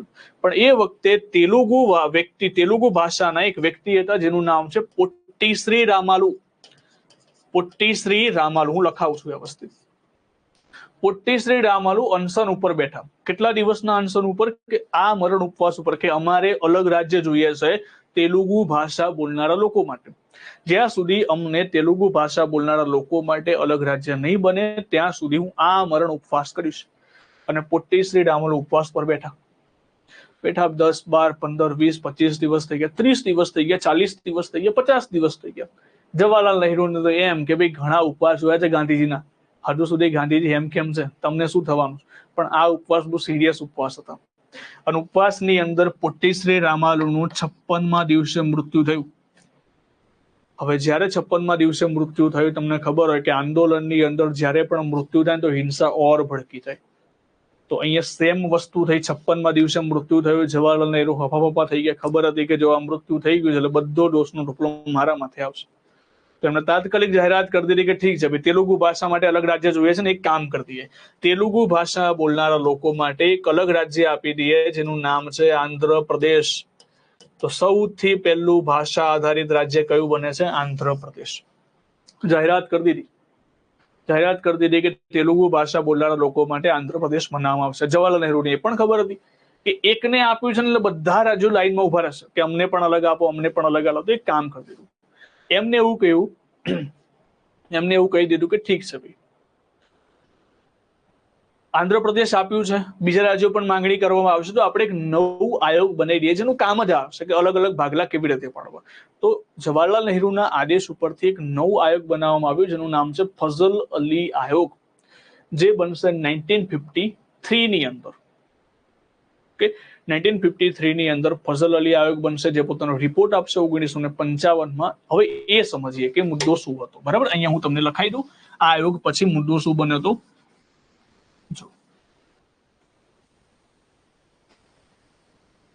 અહીંયા ખાલી સ્ટોરીમાં યાદ રાખવાનું, એવું લખવાનું નથી કે લાકડીઓ ઉછળી હતી કે દાંતેડા ઉછળ્યા હતા. ખાલી યાદ રાખવાનું છે કે અહીંયા પોટ્ટીશ્રી રામાલુ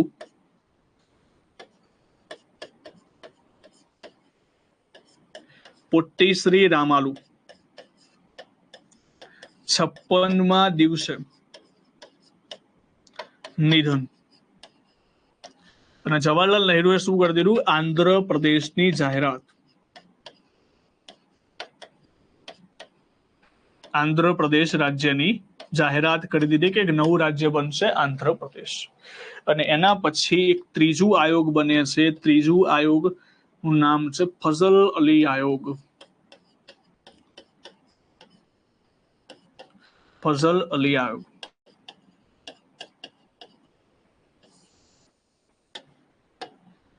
ફઝલ અલી આયોગના અધ્યક્ષ પોતે કોણ હતા? તો અધ્યક્ષ પોતે હતા ફઝલ અલી. અધ્યક્ષ પોતે હતા ફઝલ અલી. અને સભ્યોની અંદર હતું, તમારે યાદ રાખવાનું, ફઝલના હૃદયમાં પાણી.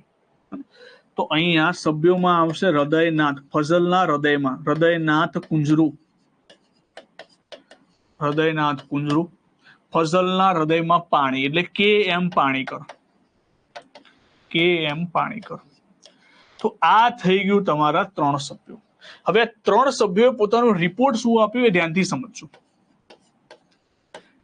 3 સભ્યોએ રિપોર્ટની અંદર કહી દીધું કે એક ભાષા અથવા તો એક રાજ્ય એક ભાષાનો અસ્વીકાર. આમને પણ ના પાડી દીધી કે એક રાજ્ય એક ભાષા તો ક્યારેય પણ નહીં બને. પણ આપણે શું ધ્યાનમાં લઈશું? આપણે ધ્યાનમાં લઈશું કે વહીવટી સરળતાને ધ્યાનમાં લઈને આપણે રાજ્ય બનાવીશું. અને આ રિપોર્ટમાં કહેવામાં આવ્યું કે એબીસીડી વાળી જે પેટર્ન હતી, જે જૂની, આ એબીસીડી વાળી પદ્ધતિ રદ કરવામાં આવશે. મેં તમને લખાયું ને જે 29 વસ્તુ હતી અહીંયા, આજે લખાયું આ વસ્તુને શું કરી દેવાની વાત કરી? રદ કરવાની. આ પદ્ધતિ રદ કરીશું. તો જવાહરલાલ નહેરુએ પૂછ્યું કે ભાઈ આ પદ્ધતિ રદ કરશો તો એની જગ્યાએ શું લાવશો? તો એમને કીધું કે કામ કરીએ, આપણે 16 રાજ્ય અને 3 કેન્દ્ર શાસિત પ્રદેશ બનાવીશું. 3 કેન્દ્ર શાસિત પ્રદેશ નું નિર્માણ કરીશું. 3 કેન્દ્ર શાસિત પ્રદેશનું નિર્માણ કરીશું. આવી વસ્તુની વાત કયા આયોગ દ્વારા કરવામાં આવી? ફઝલ અલી આયોગ દ્વારા. આને પોતાનો રિપોર્ટ આપી દીધો 1955. 1955 રિપોર્ટ આપીને કહી દીધું કે ભાઈ મારી આ વસ્તુ ધ્યાનમાં લેવાની છે. અને આ રિપોર્ટ પછી એક એક્ટ બનાવવામાં આવ્યો જેનું નામ છે રાજ્ય પુનઃગઠન 1956. અને આ રાજ્ય પુનઃગઠન 1956 મુજબ જે ફઝલ અલી આયોગે જાહેરાત કરી હતી 16 રાજ્યો અને 3 કેન્દ્ર શાસિત પ્રદેશ, એ સ્વીકારવામાં ના આવી. એની જગ્યાએ શું સ્વીકારવામાં આવ્યું? એની જગ્યાએ સ્વીકારવામાં આવ્યું 14 રાજ્યો અને 6 કેન્દ્ર શાસિત પ્રદેશ. કયો રિપોર્ટ બન્યો હતો? કયો આયોગ બન્યો હતો? કયો અધિનિયમ બન્યો હતો? તો આ રિપોર્ટના ઉપરથી એક અધિનિયમ ઘડવામાં આવ્યો. એ અધિનિયમનું નામ શું છે? તો નામ છે રાજ્ય પુનઃગઠન 1956. રાજ્ય પુનઃગઠન 1956 મુજબ શું કહેવામાં આવ્યું? કહેવામાં આવ્યું કે હવે બનશે 14 રાજ્ય અને 6 કેન્દ્ર શાસિત પ્રદેશ.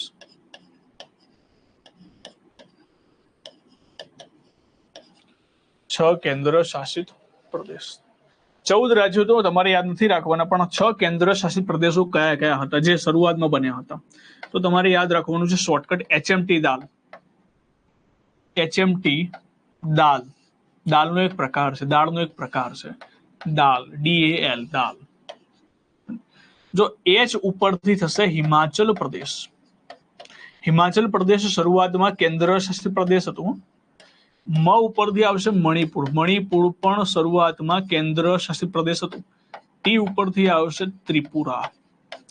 ડી ઉપરથી આવશે દિલ્હી. એ ઉપરથી આવશે અંદમાન નિકોબાર. અને લ ઉપરથી આવશે લક્ષદ્વીપ.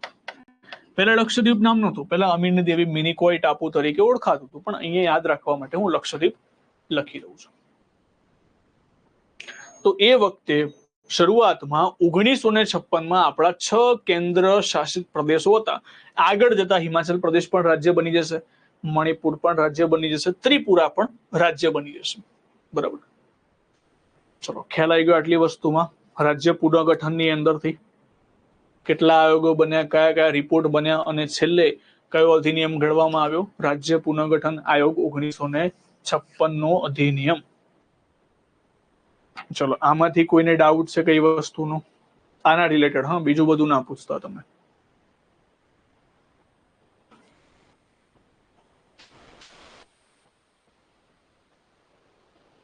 યસ સર, નો મીન્સ કોઈ ડાઉટ નથી, બરાબર ને?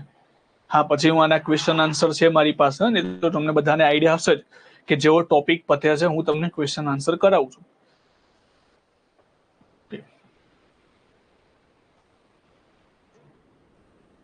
બીજા બધા ઘણા બધા વિદ્યાર્થીઓ મને જોઈ રહ્યા છે, પણ આન્સર 2-3 ના જ આવે છે. ફટાફટ કહો, મને તો ખબર પડે. આમ ઊંઘવાનું નથી હમણાં, ટાઈમ પણ નથી. હવે જો 11 વાગે છે, સોરી 12 વાગે છે.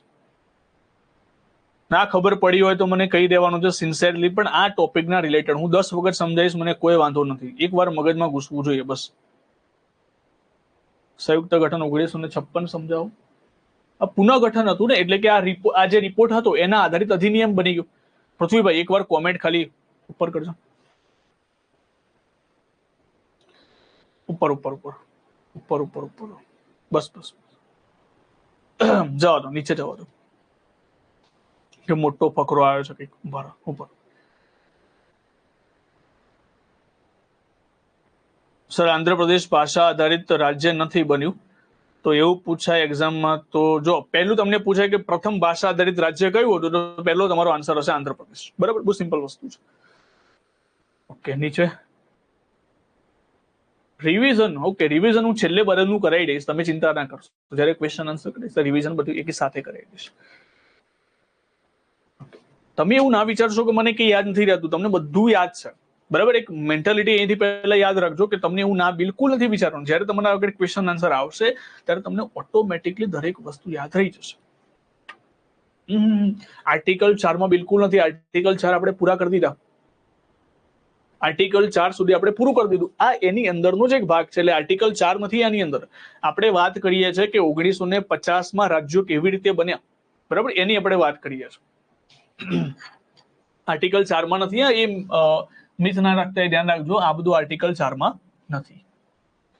આગળ વધીએ, રિવિઝન હું કરાવી દઈશ, ચિંતા ના કરતા. ચલો, પણ તમે ખાલી એટલું યાદ રાખજો કે મને બધું યાદ રહે છે, બસ.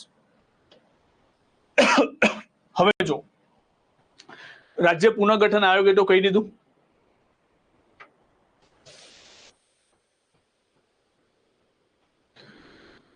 ફઝલ અલી આયોગ મંત્રી રાજ્ય 15મું બધું આવશે. 15મું રાજ્ય, 16મું રાજ્ય. આજે બિલકુલ ખતમ થઈ જશે, પૂરું થઈ જશે, પૂરું થવા આવ્યું છે. ઓકે, જો હવે જો ફઝલ અલી આયોગે શું કીધું? ફઝલ અલી આયોગે કીધું જે એબીસીડી વાળી જે પદ્ધતિ હતી 1950માં આપણે 9, 9, 10 અને 1 ટોટલ થઈને 29 ભાગમાં વેચેલું હતું ભારતને, એની જગ્યાએ કેન્સલ કરી દીધું. એની જગ્યાએ આપણે સિસ્ટમ રાખી કે 16 રાજ્યો અને 3 કેન્દ્ર શાસિત પ્રદેશ. પણ રાજ્ય પુનઃગઠન આયોગમાં સ્વીકારવામાં કેટલા આવ્યા? 14 રાજ્ય અને 6 કેન્દ્ર શાસિત પ્રદેશ. બસ એના ઉપર જ હું આવું છું દેવરાજસિંહ. કેમ બન્યું? કારણ કે મેં અહીંયા લખેલું છે, જો આંધ્રપ્રદેશની જાહેરાત કરી, એટલા જ માટે મેં શબ્દ વાપરેલો છે. આંધ્રપ્રદેશની બનાવવાની જાહેરાત કરી, આંધ્રપ્રદેશ બન્યું નહોતું. ખાલી એ વખતે જાહેરાત કરી દેવામાં આવી હતી બનશે અહીંયાથી. ક્યારે? 1956માં. 1956માં ભારતના એકી સાથે 14 રાજ્યો બની ગયા.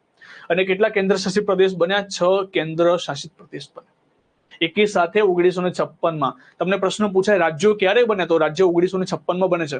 મહારાષ્ટ્ર ક્યારે બન્યું? 1956માં. ઓડિશા ક્યારે બન્યું? 1956માં. બિહાર ક્યારે બન્યું? 1956માં. આ બધા જ રાજ્યો 1956માં જ બનેલા છે. બરાબર, એના પહેલા આ બધા એબીસીડી પદ્ધતિનો ભાગ હતા.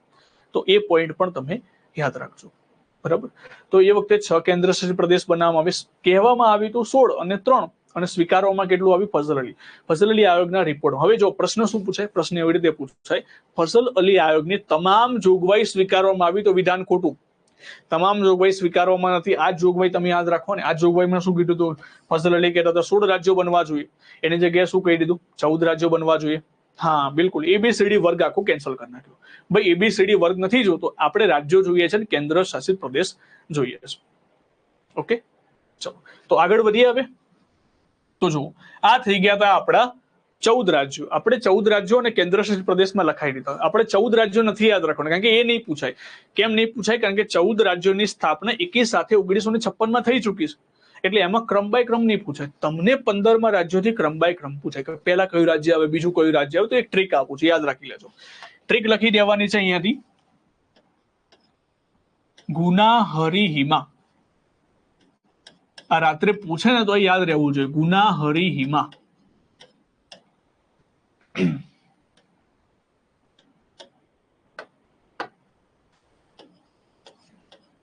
પૂર પુરાલય. હમણાં લખતા નહીં, હું પેલા લખાઈ દઉં વ્યવસ્થિત, પછી ના ગુજરાત નતું, ગુજરાત અહીંયાથી બનશે. સ્કીમ રમ અરુણવા, છત ઉત્તર જા.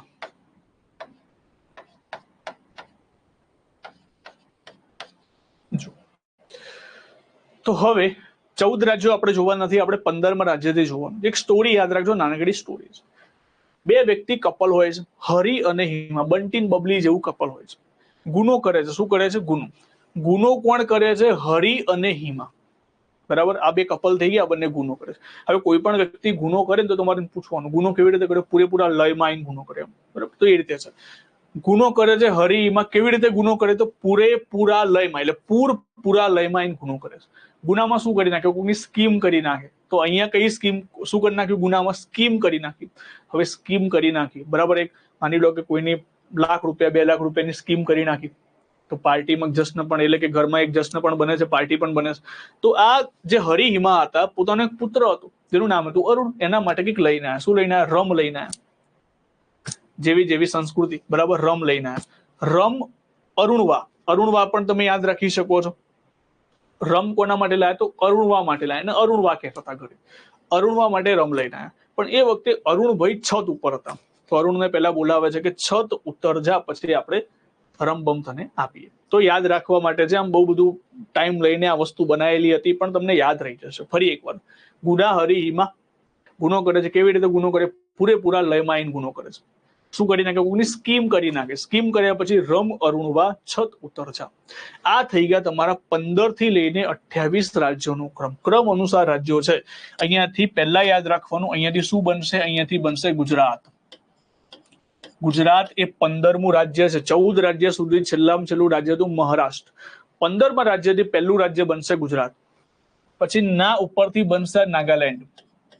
નાગાલેન્ડની પણ બહુ ગજબ સ્ટોરી છે. જો નાગાલેન્ડ વાળામાં શું હતું કે આસામ અને મ્યાનમારની જે પહાડીઓ હતી ત્યાં નાગા જનજાતિ રહેતી હતી. નાગા જનજાતિને એ વખતે અમેરિકાના જે ખ્રિસ્તીઓ હતા, જે ક્રિશ્ચનરીના લોકો હતા, એ લોકોએ ધર્મ પરિવર્તન કરેલું. એ લોકો એવું કીધું, ભાઈ તમારું કઈ નહીં થાય, તમે એક કામ કરો, તમે અલગથી રાજ્યની માંગણી કરો તો તમારી આ જનજાતિ સચવાશે. તો એટલું ટૂંકમાં મગજની અંદર બધું ભરી દીધું. કોને? ખ્રિસ્તી ધર્મના લોકોએ, અમેરિકાના ખ્રિસ્તી ધર્મના લોકોએ ઘણા બધા લોકોને ધર્મ પરિવર્તન કરી નાખ્યું. તો આ નાગા જનજાતિ ભારત દેશ પાસે એક માંગણી કરવા ગયા કે અમને પણ અલગથી રાજ્ય મળવું જોઈએ. તો ભારતે ના પાડી દીધી કે ના, અલગથી રાજ્ય ના બની શકે, બધા લોકોને અલગથી રાજ્ય આપીશું, દરેક જનજાતિ પોતાની અલગથી માંગણી કરશે તો ભારતમાં તો કેટલી જનજાતિ તો નહીં મળી શકે. તો આ નાગા જનજાતિએ પોતાની કાઉન્સિલ બનાવી, નાગા નેશનલ કાઉન્સિલ. અને નાગા નેશનલ કાઉન્સિલ લઈને પહોંચી ગયા યુએનમાં, યુનાઇટેડ નેશનમાં કમ્પ્લેન કરવા માટે કે અમને ભારતમાં, અમે ભારતના છે ને ભારતની અંદરથી આ વસ્તુ પર અમારા ઉપર અત્યાચાર થાય છે. હવે તમે વિચાર કરો, ઘરનો ઝઘડો તમે બહાર આપો એટલે શું થાય? ભારત દેશની આંતરરાષ્ટ્રીય ક્ષેત્રે બદનામી થાય. તો એટલા માટે દરેક વસ્તુ ઉપર વિચાર કરીને આપણે શું કરી દીધું? નાગાલેન્ડ આપી દીધું. ઠીક છે, તમારે નાગા જનજાતિ માટે નાગાલેન્ડ જોઈએ છે તો નાગાલેન્ડ આપી દઈએ. તો દરેકની અલગ અલગ સ્ટોરી છે. આપણે સ્ટોરી કહેવા નથી બેસવાનું, પણ અહીંયાથી ખાલી યાદ રાખો, અહીંયાથી બનશે હરિયાણા, હિમાચલ પ્રદેશ. એ વખતે પંજાબ હતું, તો પંજાબમાંથી અલગ અલગ 4 રાજ્યો નીકળ્યા હતા. પંજાબમાંથી હરિયાણા નીકળી ગયું. હરિયાણા જે હિન્દી ભાષા બોલનારા લોકો માટે હરિયાણા કરી દીધું. પંજાબી માટે પંજાબ કરી દીધું. પહાડી જે વિસ્તાર હતો એના માટે હિમાચલ પ્રદેશ કરી દીધું. એની અંદર એક આંદોલન થયું હતું પંજાબમાં. એમાં ખાસ કરીને માસ્ટર તારાસિંહ, બરાબર, ગદરવાળા, બરાબર, એ નહીં, ખાલી નામ છે માસ્ટર તારાસિંહ. આ માસ્ટર તારાસિંહનો બહુ મોટો ફાળો હતો, જેમાં પંજાબનું આખું પુનર્ગઠન થયું હતું 1966માં. હા, લખવાનું છે.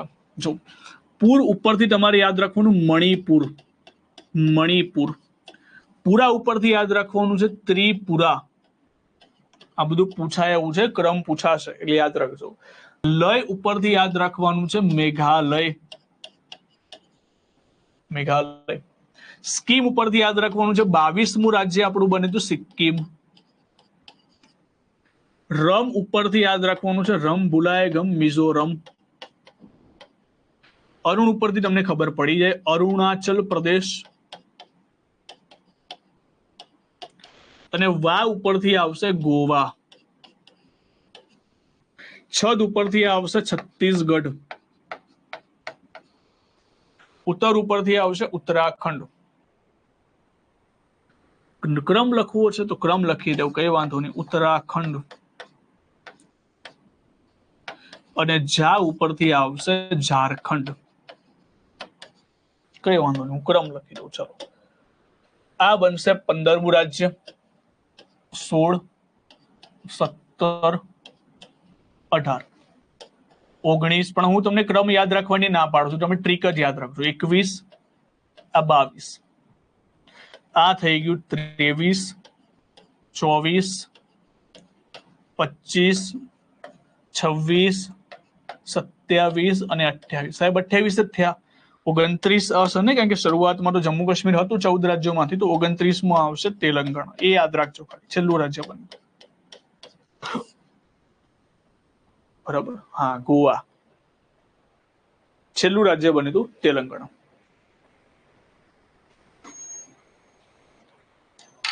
તો આ થઈ ગયા તમારા 29 રાજ્યો. સાહેબ હાલમાં તો 28 છે, તો 14 રાજ્યોમાંથી એક જમ્મુ કાશ્મીર નીકળી ગયું, તો એક કેન્સલ થયું, બીજું આવી ગયું, એટલે થઈ ગયા ને સર્વર 28 રાજ્યો. તો ગુનાહરીમાં પૂરપુરા લય, સ્કીપ, રમરૂણવા, છત ઉતરજા. 23મું કયું છે? 23મું આ રહ્યું રમ. હા, તમને આ જ દેખાય જ પાછું જુઓ, મિઝોરમ. મિઝોરમ છે.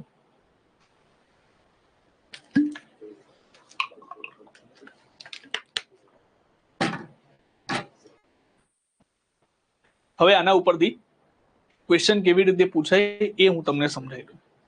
બરાબર, તમને પ્રશ્ન પૂછાય કે યોગ્ય ક્રમ અનુસાર તમારે જોડવાના છે. જેમ કે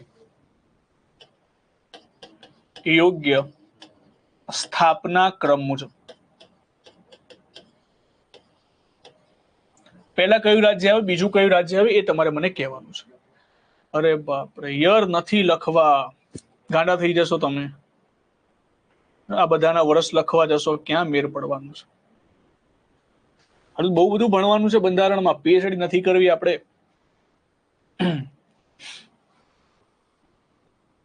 ચલો, તમને સ્થાપના ક્રમ પૂછાશે. ટ્રીક યાદ રાખો ને, યરની જરૂર પણ નહીં પડે. તમને કઈ સાલ નહીં પૂછે કઈ સાલમાં કયું કઈ રાજ્ય બન્યું, એવું નહીં પૂછે તમને. હા, ઓકે. ચલો, તમને તમારે મને યોગ્ય ક્રમ કહેવાના છે.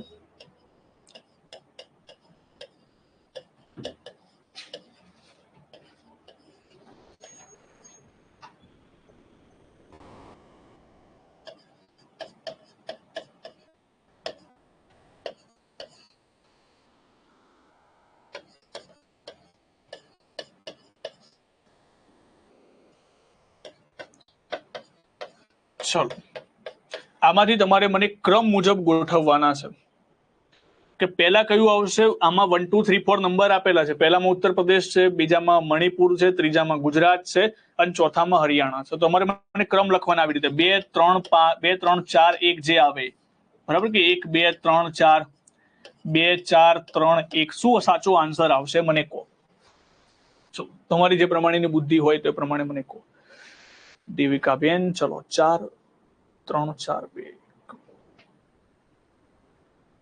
રવિભાઈ ચાવડા 1 3 4 2.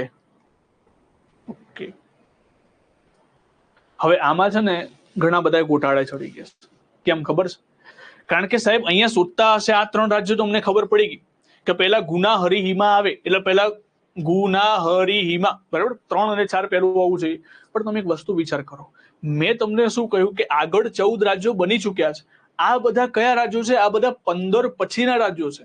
તો આગળના 14 રાજ્યો યાદ નથી રખાયા એનો મતલબ શું છે કે આટલા રાજ્યો યાદ રહી ગયા, આમાંથી કોઈ નામ ના હોય તો એ બધા 14 રાજ્યોમાં જ આવી જશે. એટલે ઉત્તર પ્રદેશની સ્થાપના 1956 થઈ ચૂકી છે. સમજ્યા? તો પહેલા તમારે 14 રાજ્યો વાળું જ લેવાનું છે, એના પછી તમારે અહીંયા બરાબર ગોઠવવાનું છે. તો પહેલો તો 1 નંબર જ આવશે. હવે અહીંયા ઉત્તર પ્રદેશની જગ્યાએ આસામ લખી દે તો એ જ આવે, બરાબર. પછી તમારી ટ્રીક વાપરવાની છે કે બીજું કયું આવશે, તો ગુના હરિહિમા તો ગુજરાત, પછી હરિયાણા, પછી આવશે મણિપુર. તો 1 3 4 2 એવું કંઈક સેટ થાય. 4 ક્યાંથી? હર્ષભાઈ બિલકુલ રોંગ છે. 4 ક્યાંથી લઈને આવ્યા? હરિયાણા ટ્રીક તો લખેલી છે. ગુના હરિહિમા પહેલા ગુજરાત આવશે, નાગાલેન્ડ આવશે, હરિયાણા આવશે, હિમાચલ પ્રદેશ. હરિયાણા પહેલા ગુજરાત આવે છે. ચલો, આ વસ્તુનો ખ્યાલ આવ્યો. આ વસ્તુ સમજવી ખૂબ જરૂરી હતી. એકવાર કદાચ પરીક્ષામાં પૂછાઈ ગયો છે આ ટાઈપનો ક્વેશ્ચન. તો આગળના 14 રાજ્યો એટલા માટે મેં નથી યાદ રખાયા કે સાથે સ્થાપના થઈ ગઈ છે, તો એ પહેલા જ આવવાના છે. એના પછીનું જે આવશે એ આ ટ્રીક પ્રમાણે હશે.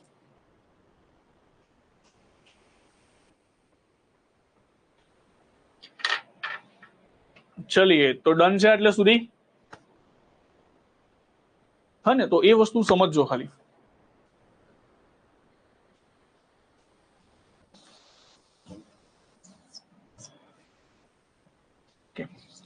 તો અહીંયાથી આપણે બંધારણનો ભાગ 1 કમ્પ્લીટ કરીએ છીએ, જેની અંદર 1 થી 4 આર્ટિકલ જોયા અને ઘણું ડિટેલ્સમાં આપણે ચર્ચા કરી, બરાબર. હવે મારો વારો પૂરો, હવે તમારો વારો છે, બરાબર. ચલો દેખતે હે કિસમે કિતના હે દમ. ક્લિયર છે ને આટલો સુધી? તો હવે શરૂ થાય છે આપણા ક્વેશ્ચન આન્સરો, જે બધા અલગ અલગ પરીક્ષામાં પૂછાયેલા હશે. સંઘ અને રાજ્ય ક્ષેત્ર. આઝાદ તો ક્યારના થઈ ગયા હતા? આઝાદ તો 1947 આપણે થઈ જ ગયા હતા, પણ 1956 જે પુનર્ગઠન રિપોર્ટ આવ્યો ને એના મુજબ સ્થાપના થઈ ગઈ. ક્વેશ્ચન અહીંયા તમારા માટે જ છે. ચલો અહીંયા પહેલો ક્વેશ્ચન છે.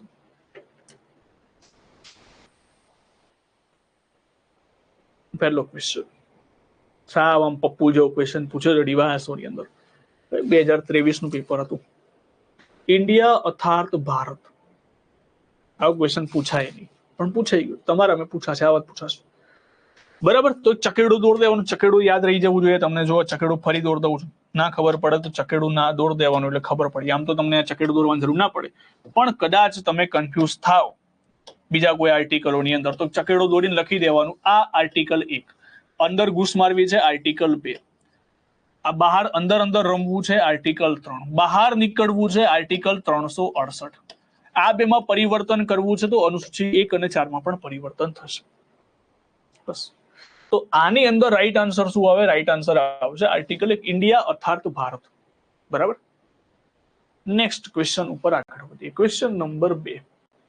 એસટીઆઈ ની અંદરથી પ્રશ્ન પૂછાઈ ગયો છે. આ બધા આવે છે પીપીટીમાં, ક્વેશ્ચન આવી જ જાય છે. પીપીટી તમને હું આપી જ દઉં છું, પીપીટી ની ચિંતા ના કરતા.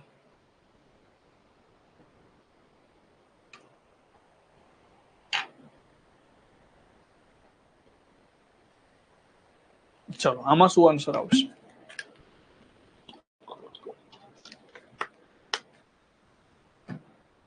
Question number 2. દીપેશભાઈ સોલંકી ડી કે છે.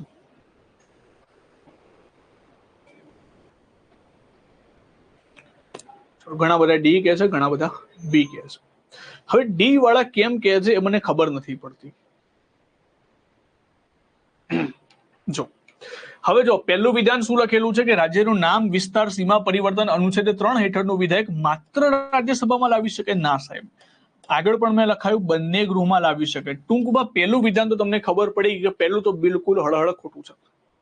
તકલીફ બીજામાં આવી. કેમ બીજામાં આવી? અહીંયા મેં લખાયું હતું અનુચ્છેદ 3 હેઠળનું વિધેયક સંસદમાં માત્ર રાષ્ટ્રપતિની ભલામણ. હવે જ્યારે ભલામણ લખે અથવા તો પૂર્વ મંજૂરી લખે, બધું એક જ છે. અહીંયા શબ્દોની રમત રમશે, બરાબર. હું કહું છું એવું બેઠું નહીં આવે. ભલામણ લખી નાખે, પૂર્વ મંજૂરી લખી નાખે, અથવા તો એવું લખી નાખે રાષ્ટ્રપતિની અનુમતિ જરૂરી છે, તો પણ એ જ થયું. ટૂંકમાં આવું વિધેયક રજૂ કરતા પહેલા રાષ્ટ્રપતિની ભલામણ જરૂરી છે, અનુમતિ જરૂરી છે, પૂર્વ મંજૂરી જરૂરી. તો પહેલું સ્ટેપ જ હતું. એનાથી તો બિલ આગળ વધ્યું. જો રાષ્ટ્રપતિની ભલામણ નહીં લે તો રાષ્ટ્રપતિ વિધાનસભાને પૂછવા ગયા હતા ને, તો આ બીજું વિધાન કેવું છે? બીજું વિધાન સાચું છે કેમ ખોટું છે? તો આનો આન્સર શું આવે? આન્સર આવે બી. સત્ય શોધવાના કીધેલા હતા. આ ડી વાળા જે ગયા હતા એમને ક્લિયર થઈ ગયું. મને કદાચ ખબર હશે, મને આઈડિયા છે કે તમે ડી ઉપર કેમ ગયા હતા, કે તમે એક માઇન્ડસેટ થી વિચાર, સાહેબ તમે તો પૂર્વ મંજૂરી લખાવી તો અહીં તો ભલામણ આપેલી, ખોટું છે આ તો. પણ એવું નહીં, થોડું વિચારવું પડશે, કારણ કે હું જે બોલું છું એવા શબ્દો ના પણ હોય, એ શબ્દોની રમત રમશે, ફેરવશે તમને બરાબર, પણ તમારે થોડું માઇન્ડ ખુલ્લું રાખીને આ બધા શબ્દોને યાદ રાખવા પડશે. પકડી નથી રાખવાનું કોઈ વસ્તુ. Go with flow. ચલો આગળ વધીએ. ના ખબર પડે મને બિંદાસ પૂછી લેજો કે સર આની અંદર ડાઉટ છે, કે બધા પ્રશ્ન પૂછાયા છે, તમારે આ બધા પ્રશ્નો પૂછાશે. હું તો કહું છું આ બધા રિપીટ પણ થશે, બરાબર. જે પ્રમાણેનું હમણાંનું લેવલ છે ને પ્રમાણે રિપીટ પણ થશે ઘણા બધા ક્વેશ્ચન. જો આજ રિપીટ તમે ગણી શકો. આ પ્રશ્ન પૂછાયો છે ક્લાસ 1 to 2017.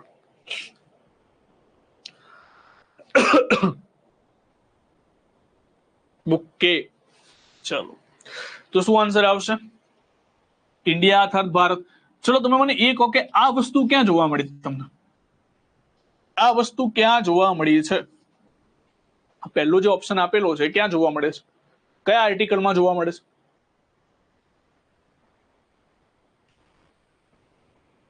બી બધાનું સાચું છે.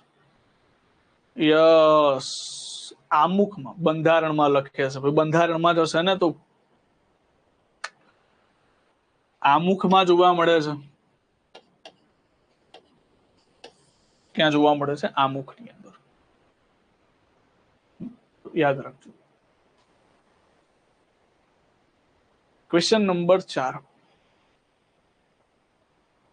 થોડોક લાંબો ક્વેશ્ચન છે, શાંતિથી વિચારીને આન્સર આપજો, તમને આવડશે આ ક્વેશ્ચન. છે ક્લાસ 1-2 નો, પણ આપણે ક્લાસ 1-2 પણ સોલ્વ કરી નાખીશું.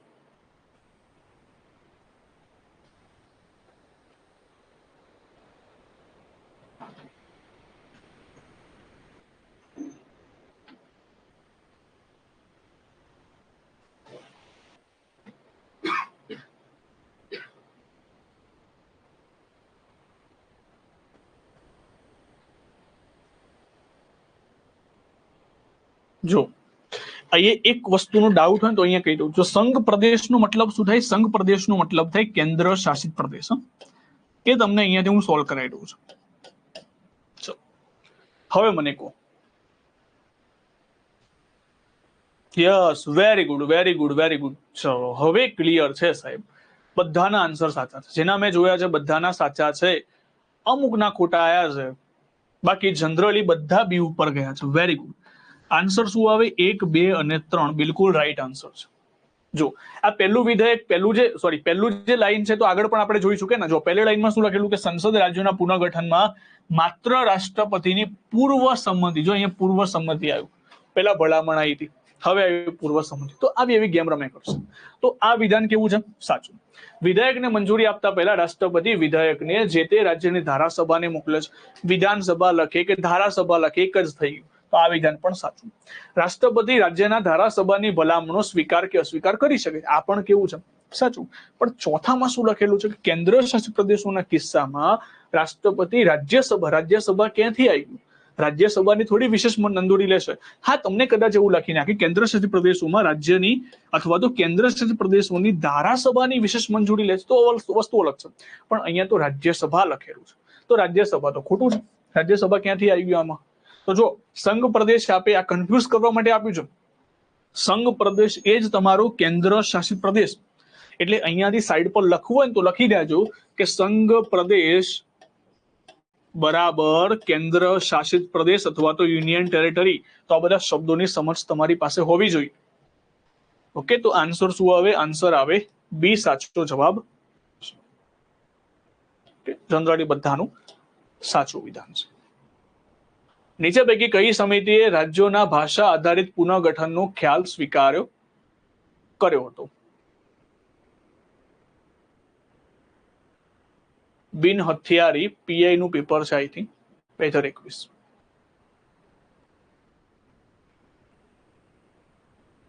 કોને અસ્વીકાર કર્યો હતો?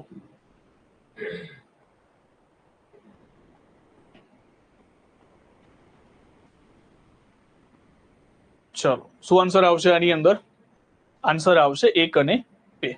Very good. એસકે ધર અને જેવીપી આયોગ દ્વારા. હવે કોઈને ક્વેશ્ચન થાય કે સાહેબ તમે તો એવું લખાયું છે કે ભાષા આધારિત રાજ્યનો અસ્વીકાર તો ફઝલ અલી આયોગે પણ કર્યો, પણ મેં લખાયું છે ધ્યાનથી સમજજો, મેં લખાયું છે એક રાજ્ય એક ભાષાનો અસ્વીકાર કરેલો છે. અહીંયા ફરીથી એકવાર તમે ધ્યાનથી વાંચશો તો એક રાજ્યમાં એક જ ભાષા બોલાશે એ વસ્તુનો અસ્વીકાર કર્યો છે. પણ જે રાજ્યોની અંદરથી ભાષા બોલાતી હશે એમને ત્યાં અલગ રાજ્ય આપવાની વાત કરશે. હું એટલા જ માટે કહું છું ધ્યાનથી સમજો, એક રાજ્ય એક ભાષા, એક રાજ્યમાં એક જ ભાષા હોવી જોઈએ એ વસ્તુનો અસ્વીકાર કર્યો. અને આ બંને તો ના જ પાડતી હતી કે ભાષા આધારિત રાજ્યો જ નહીં બને. અને એટલા માટે અહીંયા ફેર છે બંનેમાં. અને એટલા માટે અહીંયા પ્રશ્ન પણ શું પૂછે, હા જ પ્રશ્ન એવો પૂછાય કે કયા આયોગ દ્વારા એવું કહેવામાં આવ્યું કે એક રાજ્ય એક ભાષાનો અસ્વીકાર કર્યો, તો તમારું ફઝલ અલી આયોગ સાચું. પણ અહીંયા શું વાપર્યું છે કે ભાષા આધારિત રાજ્યના ખ્યાલનો અસ્વીકાર કરી નાખ્યો. ખ્યાલ જ નહીં લાવવાનો, એ કેન્સલ જ કરી નાખવાનો કે ભાષા આધારિત રાજ્ય બનશે જ નહીં, તો તમારો વિધાન સાચું આવે. આ બધી વસ્તુ માઇનોર ફેર છે. અને તો આ એક પોઈન્ટ સમજવો પડશે. પીઆઈ નું પેપર હતું, એમાં પ્રશ્ન પૂછાયો હતો, એમાં રાઈટ આન્સર આપ્યો હતો 1 અને. ક્લિયર છે? હા, ગુજરાત એ ભાષા આધારિત રાજ્ય બનેલું છે. તમે જો જે જગ્યાએ આંદોલનો થયા છે ને એ જ જગ્યાએ ભાષા આધારિત રાજ્ય આપેલું છે. પંજાબમાં આંદોલન થયું એટલા માટે આપ્યું, ગુજરાતમાં આંદોલન થયું એટલા માટે ભાષા આધારિત રાજ્ય આપ્યું. નાગાલેન્ડ થોડી ભાષા આધારિત રાજ્ય બન્યું છે, ભાષા આધારિત રાજ્ય બન્યું નથી, જનજાતિ મુજબ બનેલું રાજ્ય છે. એટલે જે જગ્યાએ આંદોલન થયા છે એ જ જગ્યાએ ભાષા આધારિત રાજ્ય આપેલું છે, બાકી નથી આપ્યું. લડીને હકથી માગ્યું છે ત્યારે એ ટૂંકમાં આંદોલન કરવું જરૂરી છે. ચલો, આ છે ને હિસ્ટ્રી અને પોલિટી બંને મિક્સ કરેલો પ્રશ્ન છે. આ પ્રશ્ન એવો છે કે ડીવાયએસઓ ની અંદર લીગલ એક્ઝામમાં પંજાબ ક્યાં આવે, એમાં પંજાબ આવશે ને. પંજાબની અંદર માસ્ટર તારાસિંહ દ્વારા આંદોલન કરવામાં આવ્યું હતું. પંજાબ પહેલા ભેગું હતું, પંજાબમાંથી પંજાબી બોલતા લોકો માટે પંજાબ બન્યું અને હિન્દી ભાષા બોલતા લોકો માટે હરિયાણા બન્યું. પેલા પંજાબ હરિયાણા ભેગું હતું, બધું પેપ્સુ સ્ટેટ તરીકે ઓળખવામાં આવતું હતું એ વખતે. પંજાબ, હરિયાણા, હિમાચલ પ્રદેશ, ચંદીગઢ આ બધું ભેગું હતું. 1966 બધું અલગ અલગ થઈ ગયું. ચલો યસ, હવે આ હિસ્ટ્રી અને પોલિટી ભેગું છે. તમને હિસ્ટ્રીનું થોડું ઘણું નોલેજ હશે તો આવડી જશે. જો રાજ્ય પુનઃગઠન સ્થાપના ન્યાયમૂર્તિ ફઝલ અલી આયોગના પદે કરવામાં આવી, બિલકુલ સાચું છે. બોમ્બે પ્રાંતમાંથી ગુજરાત અને મરાઠી ભાષા લોકો બોલતા માટે આંદોલન થયેલા હતા. મહાગુજરાત ચળવળના મુખ્ય રાહબર ઇન્દુલાલ યાજ્ઞિક હતા, આ પણ સાચું છે. 1 મે 1964 ના આવે, 1960 આવે. ચોથું વિધાન ખોટું છે. તો તમારો સાચો જવાબ શું આવે? સોરી, અહીંયા ઓપ્શન આવશે બી. હા, ભૂલથી ટીક થઈ ગયું છે. ઓપ્શન બી આવે છે 1, 2 અને 3. અહીંયા ભૂલથી ટીક થઈ ગયું, આન્સર બી આવે. આગળ વધીએ.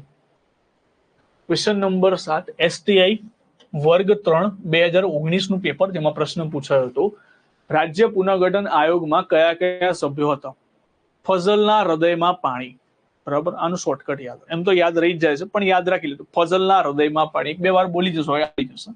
ફઝલના હૃદયમાં પાણી છે, ગોવિંદ નથી. બરાબર, એટલે 1, 2 અને 3 આનો સાચો આન્સર આવે સી. જાય છે ને 2 ધનાધન સુપર ક્લાસ 3 પણ સાવ જ પ્રશ્નો પૂછાય છે. બરાબર, જો સંઘ અને રાજ્ય ક્ષેત્રોમાંથી બહુ ઓછા પ્રશ્નો પૂછાયા છે. લગભગ આટલા વર્ષોની અંદરથી 8-10 પ્રશ્નો ભળ્યા છે, એમાં પાછા આ બધા રિપીટેડ પ્રશ્નો છે. ઓકે,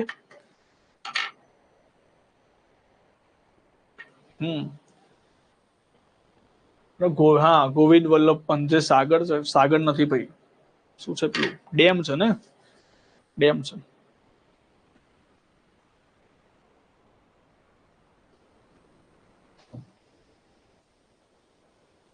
ડેમ પણ છે ને, કદાચ તળાવ પણ છે. સરોવર છે ને, હા સરોવર, સાગર નથી, સરોવર વસ્તુ અલગ આવે, સાગર વસ્તુ અલગ આવે. સાગર એટલે દરિયો થાય. ચલો હા જો જો બરાબર. તો અહીંયાથી આપણે પહેલો ભાગ પૂરો કર્યો. હવે બીજા ભાગ ઉપર આગળ વધીએ. ટાઈમ છે એટલે બીજા ભાગની આપણે ચર્ચા કરી લઈએ. બરાબર. બસ જીઓગ્રાફી તમે પાછા છે ને આમાં કેવું છે કે પાછું જીઓગ્રાફી મને ખબર ઓછી પડે એટલે એમને દે ધનાધન તમે લખ કરશો, હું તમારી વાત સાચી જ માની લઈશું. હા હું આજે જ ચાલુ કરું છું, નાગરિકતા વિશે જ આવું છું. ચાર્ટર્ડ એક્ટ લાસ્ટમાં કરાવીશ, છેલ્લે કરીશું આપણે ચાર્ટર્ડ એક્ટ. ત્યારે તમે એવું કહેશો કે ના સાહેબ બરાબર છે, તમે લાસ્ટમાં જ કરાયા, આ છેલ્લે જ કરવા જેવું હતું.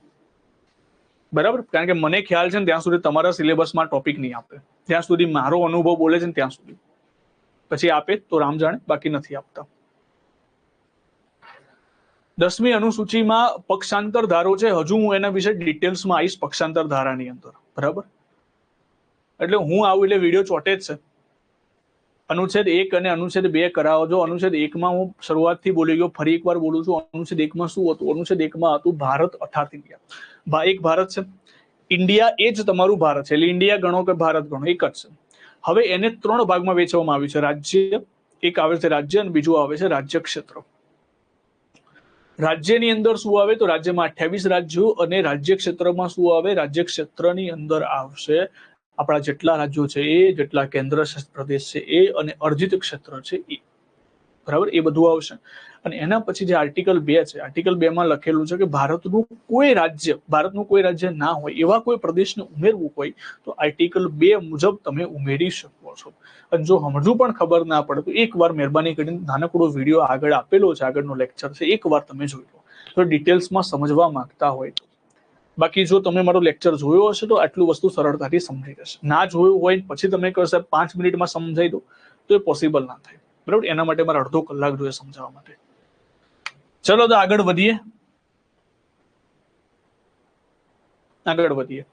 તો હવે બીજો ટોપિક શરૂ કરીએ છીએ. ટોપિકનું નામ છે નાગરિકતા. થોડી ઘણી આપણે ચર્ચા જ કરવાની છે આજે, તો ટોપિક લખી દેજો નાગરિકતા. કયો ટોપિક આવ્યા હતા ભાઈ આપણે? ના હમણાં કોઈ અરજી ક્ષેત્ર નથી. કોઈ ટોપિક આવ્યા હતા? કોઈની યાદ છે? હા, યુટ્યુબ પર પણ મેં ભણાયા છે 18 વિડીયો. કયો ટોપિક નંબર? હા નાગરિકતા તો નહીં ખબર. તમે યાર ગજબ કરો છો. લેક્ચરમાં ટાઈમ છે, એમ ટાઈમ બચે છે. બિલકુલ છઠ્ઠો ટોપિક. ઓકે, 5 થી 11 ટોપિક 6 ભાગ 2. ઓકે ચલો ટોપિક 6 આવ્યા હતા આપણે. ટોપિક મેં સિલેબસ તમારે લખાયો છે ને, એમાં ટોપિક તમારે જોઈ લેવાનો. બરાબર, હું તમારા ભરોસે લખું છું ટોપિક 6. ટોપિક 6 નું નામ લખજો નાગરિકતા. હવે આ છે ને નાગરિકતા બહુ મોટો મુદ્દો હતો એ વખતે. જો હવે મુદ્દામાં શું થયું એ ત્યાંથી સમજો. નાનકડી સ્ટોરી છે. નાગરિકતાનો મુદ્દો એ વખતે ભારતમાં ચાલતો. તો જ્યારે બંધારણ સભાની બેઠકો હતી ને, તો નાગરિકતાનો મુદ્દામાં બધા બહુ કન્ફ્યુઝ હતા. આને સૌથી વધારે સમય લાગેલો હતો નાગરિકતાના મુદ્દાની અંદર. જો નાગરિકતાનો સૌથી મોટો મુદ્દો કેમ હતો? કેમ કે ભારતમાં કેવા લોકો હતા તમે વિચાર કરો. ભારતમાં એવા લોકો હતા જે પહેલાથી ભારતમાં રહેતા હતા, આ એક પ્રકારના લોકો. બીજા લોકો એવા હતા જે ભારતથી પાકિસ્તાન જતા રહેતા, એવા લોકો હતા. ઘણા એવા લોકો હતા જેને પાકિસ્તાનથી ભારતમાં આવવું હતું. ઘણા એવા લોકો હતા જે વર્ષો પહેલા ભારત છોડીને વિદેશમાં જતા રહેતા, પણ હવે ભારત આઝાદ થઈ ગયું એટલે પાછું આવું હતું. અને ઘણા અંગ્રેજો હતા. આ બધા જ લોકોની નાગરિકતાને આપણે ધ્યાનમાં લેવાની હતી. દરેક લોકોને નાગરિકતા આપવી હોય તો કેવી રીતે આપીશું? તો બધા જ લોકોની માંગણીઓને ધ્યાનમાં રાખીને આપણે એક ચેપ્ટર બનાવ્યું છે જેનું નામ છે નાગરિકતા. અને આ જ નાગરિકતા અત્યારે હાલની અંદર આ પ્રમાણે તમને નાગરિકતા નહીં મળે. જે આર્ટિકલ 5 થી 11માં તમને જે નાગરિકતા જોવા મળે છે, આ નાગરિકતા અત્યારે હાલમાં નથી. આ નાગરિકતા ક્યારે હતી? 1950ની સ્થિતિમાં નાગરિકતા હતી. એટલે કે 1950ની સ્થિતિમાં જો કોઈને ભારતની નાગરિકતા જોતી હોય તો આ 5 થી 11 આર્ટિકલ પ્રમાણે મળી જતી. પણ હવે મેળવી હોય તો સાહેબ હવે આ રીતે નથી મળતી. હવે અલગ અલગ પેટર્નથી મળે, જન્મ આધારિત, વંશ આધારિત. તો એવું ગણી શકાય કે આ જે ભાગ છે ને જૂનો થઈ ગયો છે. એટલે એ વખત અસ્તિત્વમાં હતો, અત્યારે અસ્તિત્વમાં નથી. અત્યારે જન્મ આધારિત, નોંધણી આધારિત, વંશ આધારિત આ બધી અલગ અલગ રીતોથી મળે છે. પણ આ જે વખતે બનાવવામાં આવ્યું હતું 5 થી 11 એ તે વખતની સ્થિતિમાં હતું. હવે મેં વખતે તમને બંધારણ સભા ભણાવી હતું ત્યારે એ વખતે પણ મેં ચર્ચા કરી હતી. ઘણી બધી વસ્તુ એવી હતી જે બંધારણ અમલમાં આયા પહેલા લાગુ કરી દેવામાં આવી હતી. એની અંદર આ વસ્તુ હતી નાગરિકતા. એટલે સૌથી પહેલા લખીશું કે નાગરિકતા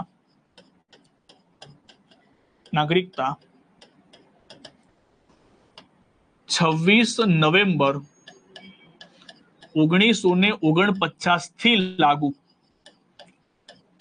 એટલે કે જ્યારે આપણું બંધારણ બનીને તૈયાર થયું ને ત્યારથી જ લાગુ કરી દેવામાં આવી હતી. નાગરિકતા કયા દેશમાંથી લેવામાં આવી? તો નાગરિકતા બ્રિટનમાંથી લેવામાં આવી છે. કયો દેશ આવશે? બ્રિટન. કેમ બ્રિટનની અંદરથી? કારણ કે બ્રિટનની અંદરથી, યસ કાકાના છો, બસ યાદ આવી ગયું. તો બ્રિટનની અંદરથી આપણે નાગરિકતા લીધેલી. તો બ્રિટનમાંથી નાગરિકતા લીધેલી છે, અમેરિકામાંથી કેમ નહીં? કારણ કે અમેરિકામાં બેવડી નાગરિકતા છે.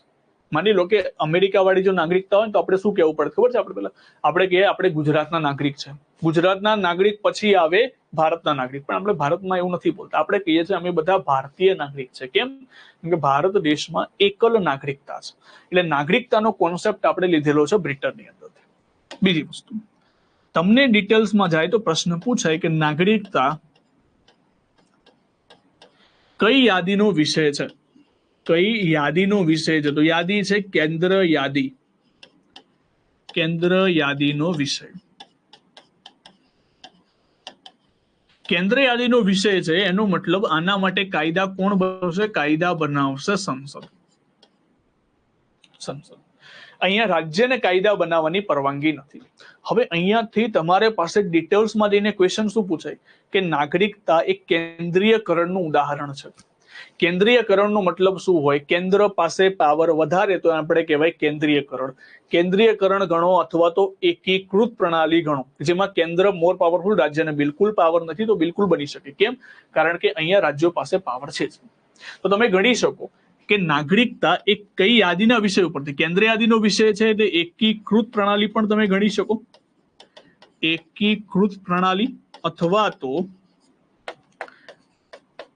કેન્દ્રીયકરણ પણ તમે ગણી શકો છો. કેમ? કારણ કે કેન્દ્ર પાસે જ પાવર છે. અહીંયા રાજ્યો પાસે ખાસ કરીને પાવર જ નથી જોવા મળતો. નાગરિકતાની વાત આવે એટલે કેન્દ્ર યાદીને કેન્દ્રને સોંપી દેવામાં આવશે. કેન્દ્રની સંસદ જ કાયદો બનાવશે. અને જ્યારે રાજ્ય પાસે પાવર ના હોય ત્યારે આપણે સામાન્ય રીતે એવું કહેતા હોઈએ છીએ કે એકીકૃત પ્રણાલી છે અથવા તો કેન્દ્રીયકરણ છે, સેન્ટ્રલાઇઝેશન છે. અરે બ્રિટનમાંથી કેમ? સિંગલ સિટીઝન છે એટલા માટે તો કીધું. બે ઓપ્શન હતા આપણી જોડે, અમેરિકા કાં તો બ્રિટન. અને આપણે પહેલાથી બ્રિટનથી ટેવાયેલા હતા. જનરલી આપણે સંસદની દરેક વસ્તુ આપણે બ્રિટનમાંથી લીધેલી છે. હા, ભારતના પ્રથમ નાગરિક રાષ્ટ્રપતિ. બસ બધું જ આવશે. પહેલા અહીંયા આટલું ભણો. ચલો, સિંગલ સિટીઝન છે. ઓકે, તો અહીંયા લખી દેજો બ્રિટનની અંદરથી એકલ નાગરિકતા. એકલ નાગરિકતા. એકલ નાગરિકતા. ઓકે, તો હવે આજે 5 થી 11 આર્ટિકલો છે એની ચર્ચા કરતા પહેલા ભારતમાં અલગ અલગ નાગરિક આવશે. ભારતમાં કયા પ્રકારના લોકો જોવા મળે છે, લોકોની આપણે વાત કરીએ.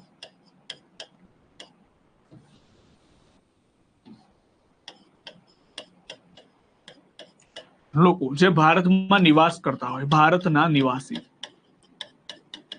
તો એમાં બે પ્રકારના લોકો હોય. એક ભારતના નાગરિક, એક હશે ભારતના નાગરિક અને બીજા હશે વિદેશી નાગરિક. વિદેશીની અંદર પણ બે પ્રકારના આવે, શત્રુ દેશના, બીજા આવે મિત્ર દેશના. એલિયન્સ કહેવામાં આવે અને એલિયન્સ. બરાબર. શત્રુ દેશના નાગરિકને આપણે કહેતા હોઈએ કે આ શત્રુ દેશનો એલિયન્સ છે, એલિયન્સ કહેવામાં આવે ટૂંકમાં. હર્ષભાઈ પૂછે મને કેવી રીતે યાદ રહે? અમારું કામ જ આ છે. વર્ષોથી આ ભણાઈએ છે એટલે ના યાદ હોય તો યાદ રહી જતું હોય. જો તો અહીંયા ભારતના જે નાગરિક છે, શત્રુ દેશના નાગરિક આવે અને મિત્ર દેશના નાગરિક આવે.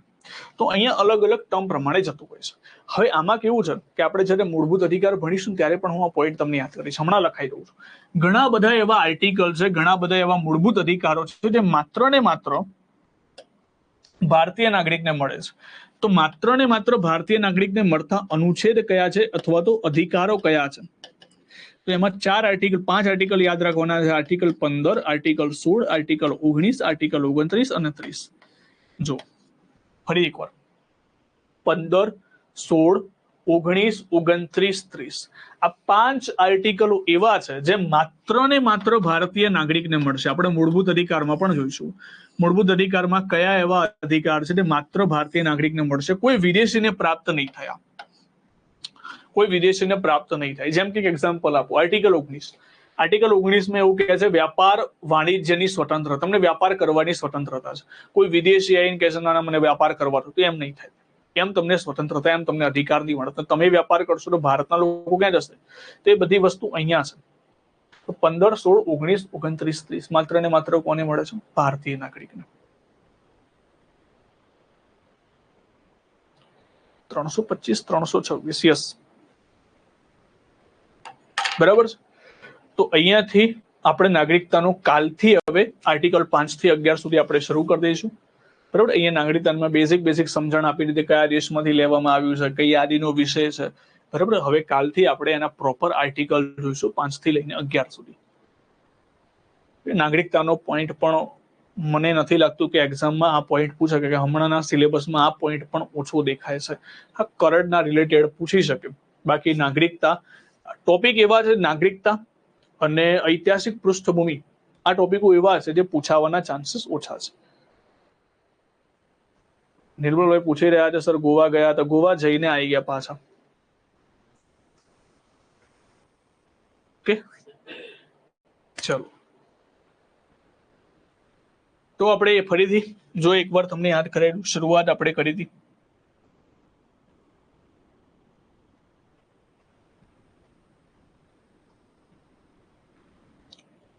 શરૂઆત કરી હતી આર્ટિકલ 3 થી, ને પુના પેક્ટ ઇતિહાસમાં આવશે, પુના પેક્ટ ઇતિહાસમાં આવશે, એ બધું સર સમજાવશે. આપણે બંધારણ ભણવાનું છે, પુના કરાર જેને કહે છે સર સમજાવી દેશે પૂરેપૂરું ડિટેલ્સમાં. બિલકુલ કરાય, જો તમારી જોડે સમય હોય બિલકુલ કરાય, કેમ ના કરાય. તો જો આર્ટિકલ 3 થી આપણે વાત કરી હતી કે સંસદ જોડે પાવર છે રાજ્યોના નામ સીમાને પરિવર્તન કરવાનું. સૌથી પહેલા બિલ રાષ્ટ્રપતિની પૂર્વ મંજૂરી, પછી સંસદમાં રાષ્ટ્રપતિની પૂર્વ મંજૂરી, પછી વિધાનસભામાં મોકલવામાં આવશે. વિધાનસભામાં હા કાં તો ના, એના પછી સંસદના બંને ગૃહમાંથી પસાર કરવામાં આવશે અને સાદી બહુમતીથી પસાર થઈ જાય તો પછી ના. હવે જો આની ટેસ્ટ ભાગ 1 ની આવતીકાલે હશે અને પાર્ટ 1 ની ટેસ્ટ આવતીકાલે હશે. સ્વતંત્રતા 5 પ્રકારની છે, પણ મૂળભૂત અધિકારમાં આવે તો 6 પ્રકારની થઈ જશે. કાલે કાં તો પછી આજે.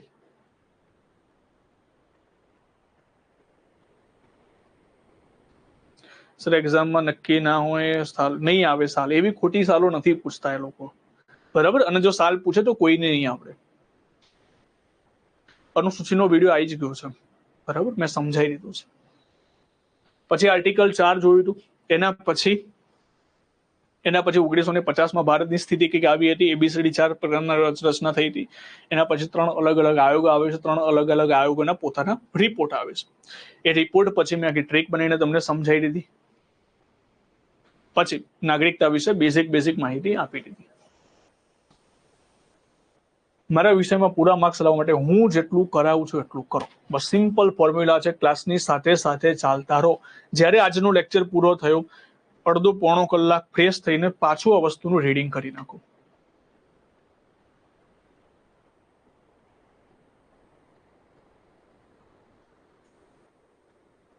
બરાબર, તો આટલું વસ્તુ તમે જો કરશો તો મને નથી લાગતું કે પોલિટીમાં તમારા માર્ક્સ છે. રેકોર્ડેડ વિડીયો હશે મહેશભાઈ, હશે, બિલકુલ હશે, કેમ નહીં હોય, ભણાયું છે મેં. એટલે અનુસૂચિનો અલગથી વિડીયો નહીં હોય, એમાં વિદેશી સ્ત્રોતો જે ભણાયો છે એની અંદર જ હશે. ઓકે, ચલો તો બીજો કોઈ ક્વેશ્ચન મને આઈ થિંક લાગતો નથી હવે. હા, બસ 10 માંથી 10 આવવા જોઈએ, બસ 10 માંથી 10 જ લાવવાના, બીજું કોઈ વિચારવાનું જ નથી આપણે. રિવિઝન કરવાની આદત નથી તો બનાવવી પડશે આદત, બરાબર? સારી આદત છે, કઈ ખરાબ આદત નથી.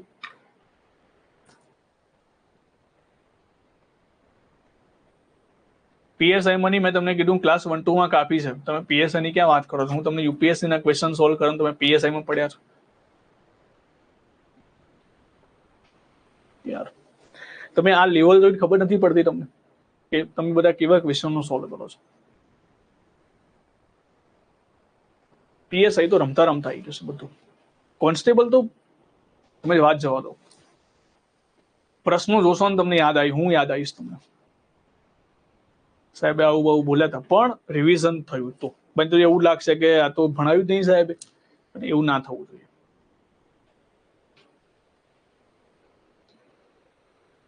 બરાબર, તો અહીંયા સુધી આપણે રાખીએ છીએ, અહીંયા સુધી આપણે કમ્પ્લીટ કરીએ છીએ. તો આવતીકાલે ફરી લેક્ચરમાં મળીશું.